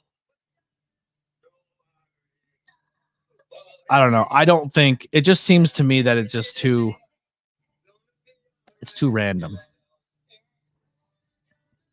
I also wanted to like I'm not faking it, right? I'm not faking this at all. Like I'm not trying to make a big deal out of this photo. I just something that caught my eye. But so before when I used to do mainstream wrestling, I'm going to be completely honest here. Before when I used to do mainstream, and then maybe this is me looking backwards to look forward again, but maybe I'm just also calling attention to it. So when it does happen, at least I can say, hey, I seen that coming too. But I get lifted a lot. Like a lot of shit I say to people and a lot of things I do and then let people in on before they have them become things for other people. Or I do things in my content that I felt was different and original, and then it becomes things in everyone else's content in a small radius of me, like people who act like they like me and support me, but they secretly see my stuff and then try to do it and then think they do it better and then hate on me to everybody else. I hear your stories. People respect me. When you talk shit, I hear. But I just feel like me now, like when we used to do mainstream content, we used to talk on a weekly basis on Tornado Tag. There would be podcasts that wouldn't come out until after our podcast. So they would listen to our takes and then just regurgitate our takes. And I know what you're thinking, like, well, yeah, everyone's going to talk about the same 6 things. It was a Monday Night Raw, but we would bring things up that I'm just being honest. I think as smart wrestling fans were saying that other people weren't. And so like, this is one of these things now where if this becomes a big deal, like if you see people talking about this girl backstage, if we had the footage now to prove it, that exactly at 10:42 on Monday Night Raw, I drew attention to that and talked about it. So just time stamping my own bullshit. Anyway. Okay,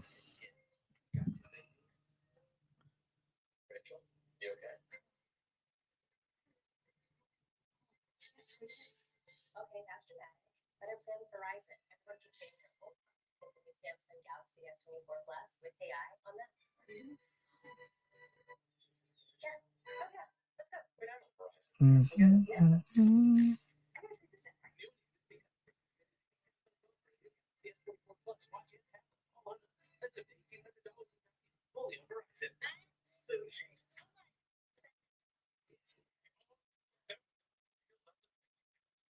Choose yours. $7. If you love it. Pizza Hut commercial. So how's everybody's day? What everyone do today? Anything fun, exciting?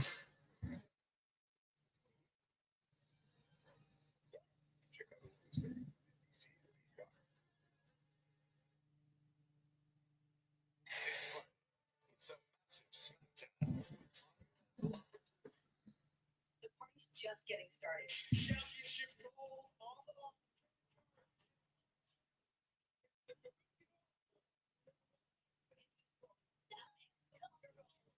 And on the eve of the Royal Rumble, the competition is its breaking point.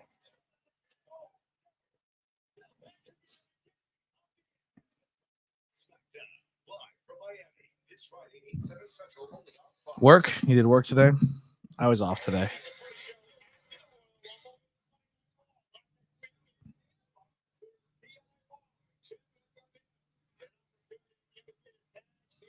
I think it's time. I think Judgment Day holding titles doesn't enhance them in any way, shape, or form right now. And if anything, if you're going to start having power structures problems with Judgment Day, where they feel like they're losing everything, but the only guy who has the only thing that he can cash in is Damian. I think it's fine that they drop the titles, and I think DIY would help them get into the tag team titles into an actual contending situation where people can actually wrestle for them again. I would love DIY to win. Pin drop, huh? Yeah, sometimes that happens. Raw's long. That's an endurance race, man. For people to stick around for 3 hours of Raw is crazy, but for ask someone to watch Raw, but then also have me in their head the entire time is probably another hard ask, but we're trying. We're getting there.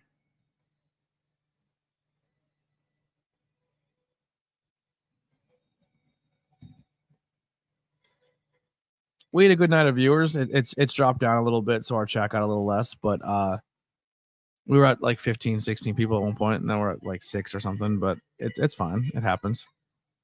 When do you think, honestly, Damian Priest cashes in?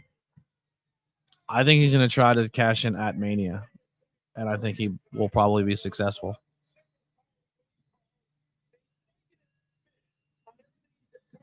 Day was good. You spent time with your aunt and your uncle and your cousins. That's cool.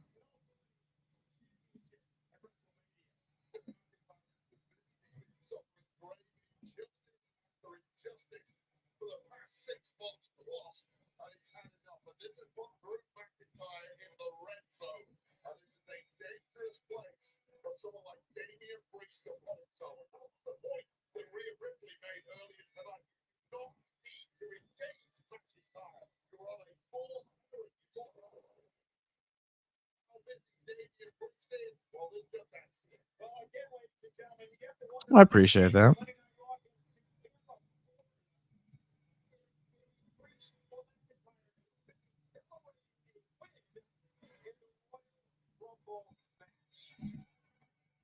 Rumble after Raw. Where are they at tonight? I feel like they said earlier where they're at tonight.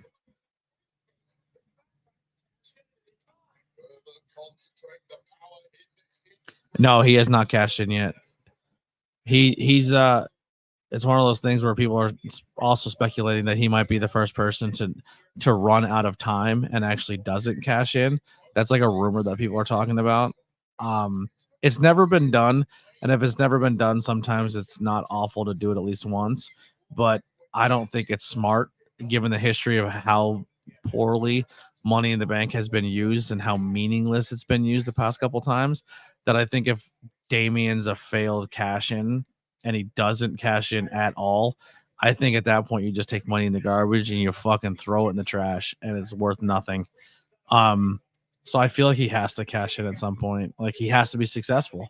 It has to be a successful cash in and has to mean something, whether it's part of a story or something bigger than a story. Because if another year goes by and Money in the Bank is pointless, people are going to stop caring about it. Tampa's in Raw next week. is in Raw next week. Hogan shows up, I'm leaving. That's maybe they're going hard in the paint for Tampa for Hogan to show up. I was just only informed of this. Raw is in New Orleans. Okay, New Orleans. What if Priest wins at the Royal Rumble, challenges for a title at Mania, and loses, then cashes in on the other champ? I think that'd be too much Damian Priest at WrestleMania. I love Damian Priest. That's too much. I can't have that much Damian Priest in my life. Steven just said New Orleans. I said my thoughts on the matter. Yeah. In your opinion, why women's sports not as big in the USA as in other countries? I don't know. I honestly don't know.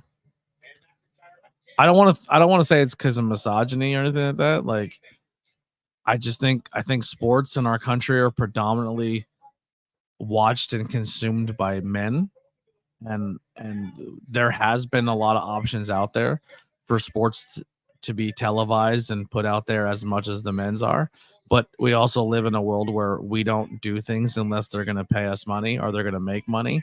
So if you sell out every NBA stadium across the country and people buy NBA merchandise and people are aware of the NBA, it's going to be talked about more and it's going to make more money and it's going to get over. Just like wrestling, you're going to get over. But when they have a hard time selling WNBA tickets, it's not so much that it's just, if girls want it to be popular, then go watch it. You know what I mean? Like, I don't know how to correctly answer it. It doesn't make a lot of money. It's not as profitable in America for women's sports.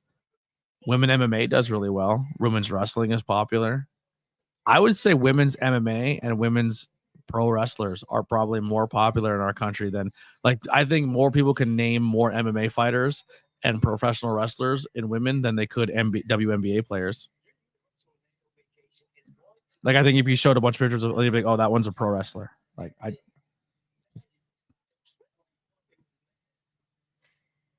that's what Bill Burr said. Well, he's not wrong. I mean, that's what it kind of comes down to. If people have to support something for it to get popular, it just that's how the world works.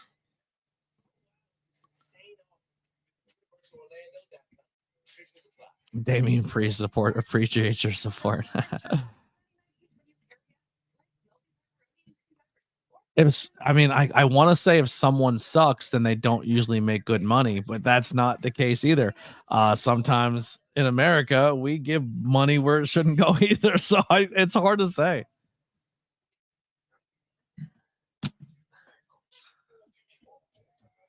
Oh, there it is. I don't know why this went out over here. 3-hour streams, the lights are like, yo, we quit, bro.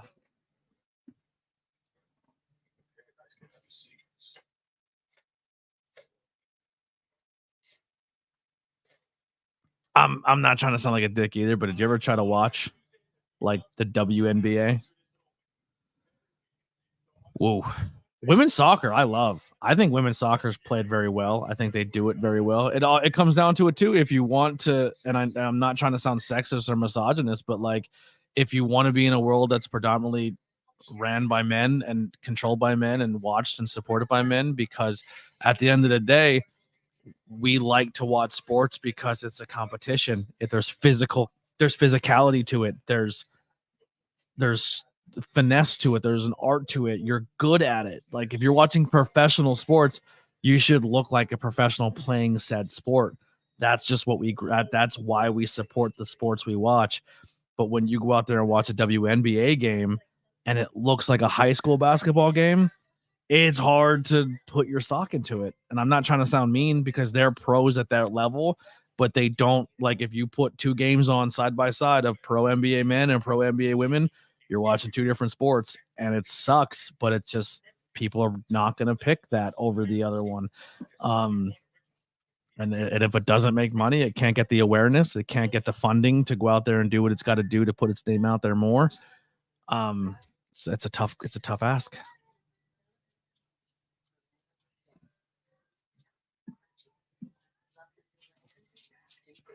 Miranda Kerr is a great soccer player. Yeah, I mean, listen, you watch pro women's soccer on the Olympic level. Also, another thing too is if I mean, people only gave a shit about women's soccer when they were winning gold medals and they were winning stuff for the name of America, but nobody watches women's professional soccer. Couldn't even tell you their team names.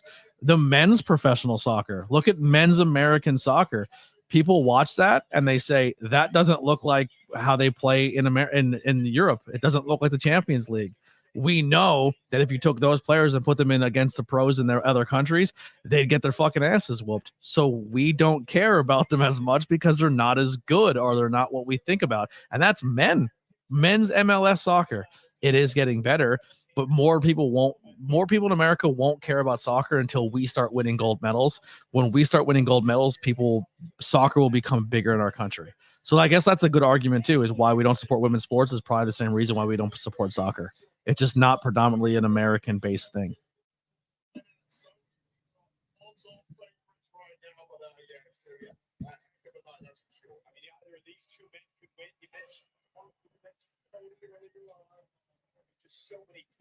Women's athletes do deserve a big raise because men outpaying the women.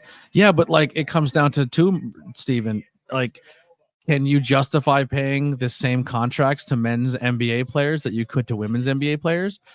Men's NBA is bringing in a revenue. They sell millions of dollars in jerseys. They're selling out arenas. The arenas are making money when they're going there.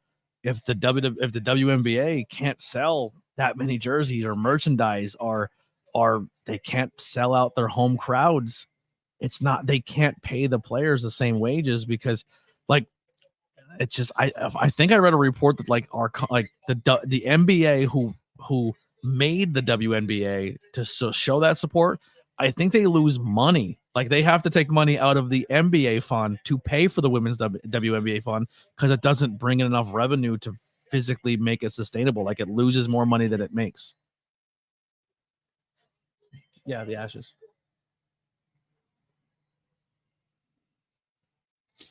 Soccer is big in high school, but it doesn't get much past that. A lot of high school players want to go play pro in Europe.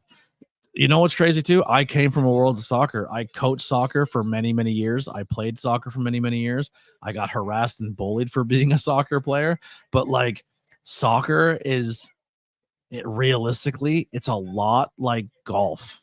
Like it's expensive to be a soccer player, and it's expensive for soccer players to get to a higher level. And what I mean by that is the problem with recreation and kid sports is it becomes very pay to play and it becomes very expensive to be good at it. So like high school football comes down to the size of your school, right? Like you can be a high school star and be from like certain states and rise up and beyond that. But sometimes you have to pay for private schools or private things to get to a school, to get to this place so you can be seen on a bigger stage and play with certain people. But soccer, like I grew up super poor. I tried out for a traveling soccer team and I was in the top 5 picks of the entire camp. And I was undersized, I was tiny. I had a heat stroke halfway through, but I still got picked. But then when it came time to join the team, I had to buy my home jersey, my away jersey. My parents had to drive me to every single game. Some games you had to be on a plane and go across the country and play in a different town, in a different city, in a different state. It did not cover your hotel. It didn't cover your food while you were there. It was expensive to be on this travel team to enhance your skills in soccer or to get better at soccer. And I was too poor to do that. So I wasn't afforded those opportunities. So if you think if I'm just some bum who was good at soccer, how many really talented players are we missing out on that are really good in our country because they're too poor to play it, because they can't get to higher levels, because it comes down to what parents have more money to put their teams on travel teams and stuff like that. So soccer has become one of those sports where it's becoming a rich kid's game, and not all the time is the rich kid talented.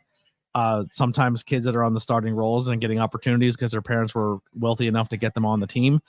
And that doesn't really translate into world champions. When you have kids coming in at dirt fields in Brazil who are like, that kid's fucking good, and they care a lot about the sport and they push them through the sport like we do football players and basketball players.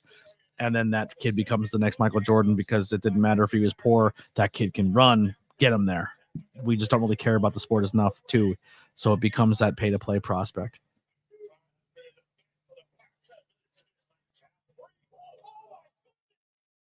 Soccer has too much running. If I wanted to do that much running, I'd go back to bed. Yeah. Golf. You have to pay to get in tournaments. You know what I mean? Like someone's coming. The crowd's going crazy. Commentary's not trying to sell it, but something just happened. Oh. Commentary tries not to sell it until they get on camera.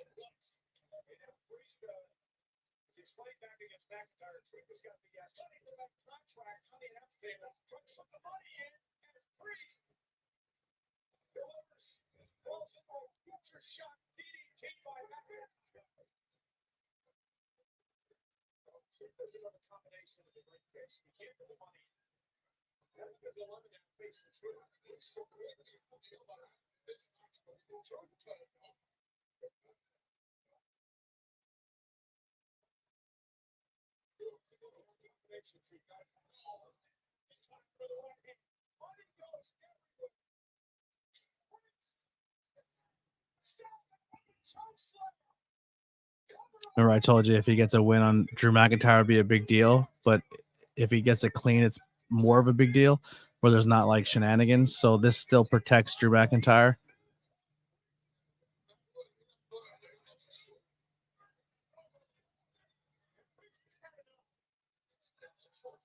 He only threw him over the middle rope. Oh, that was a good Claymore. That looked like it legit connected. You put that on him. There it is. That's the same thing with Drum Corps. I wanted to play in a Drum Corps, and it would have cost me over $2,000 a year just to be on the Corp, even if I was talented enough to get a spot. Yeah. So, like I said, they usually have a list of people. If you're talented, you can get on it, but you can definitely get on, but you're going to have to pay your own way to get there. And that's usually when a lot of people drop out. That's what happened to me. That's 11 o'clock. That was the main event. Well, that was kind of uneventful, to be honest with you. Well, that's Monday Night Raw, everybody. Thank you guys so much for hanging out. So right now, out today's Monday, just dropped is 5 questions with ABJ with Skylar Kincaid. Also, this Wednesday or this Thursday, our 100th episode drops with Lindsay Dorado. So make sure you go pre-like that, hit the notification when it goes live. I'm going to start doing that. So next week, you're going to see a preview of the next episode. It'll be on a preview. And then at midnight, it'll go live for everybody and have like a little season premiere or premiere. This Thursday, we'll be live back for This Week in Wrestling. It'll be obviously not that cover. We'll change it, but it'll be This Week in Wrestling with me, myself, and BP. And this will be the last week. It'll be on Thursdays. I think we're going to move it to Sundays. The only way it'll change on Sundays if there's pay-per-views or big events that we can't make it for Sundays, and then we'll just tell you, hey, this week we're going to record it early. But I think if we move it to Sundays, then we can talk about Raw, SmackDown, the whole week of wrestling and everything else. We got some backstage people helping us with that, so they can send us articles of what they think is more popular, and then we can kind of go from there and talk about things that are going on in This Week in Wrestling. So that's going to be this Thursday, but then we'll be moving that to full-time on Sundays. It was a good 5 questions. I appreciate it. Yep, that one just dropped today too. The brand new 5 questions. Skylar's a good guy. Next week on 5 questions with ABJ, I don't have the graphic up. I guess I should probably do that real quick. You guys have been saying, man, Tony, we'd love to see you interview more people from higher places. Well, we just dropped. I gave you guys some Speedball Mike Bailey. I gave you guys some Lindsay Dorado coming up. I gave you some Ricardo Rodriguez. We gave you a few other names. So Lindsay's coming up, and now another big name to the platform. 5 questions with ABJ. Actually, Gia Miller was on, Jamie Senegal, but now we're gonna have Rich Swann, former world champion over in TNA Impact Wrestling. So that'll be 5 questions with ABJ on Monday. So make sure you guys go check those notifications out and hit the bell. So when we go live, you guys see all the fun stuff. That'll do it for Hangout with ABJ, Monday Night Raw edition. We'll see you guys next time.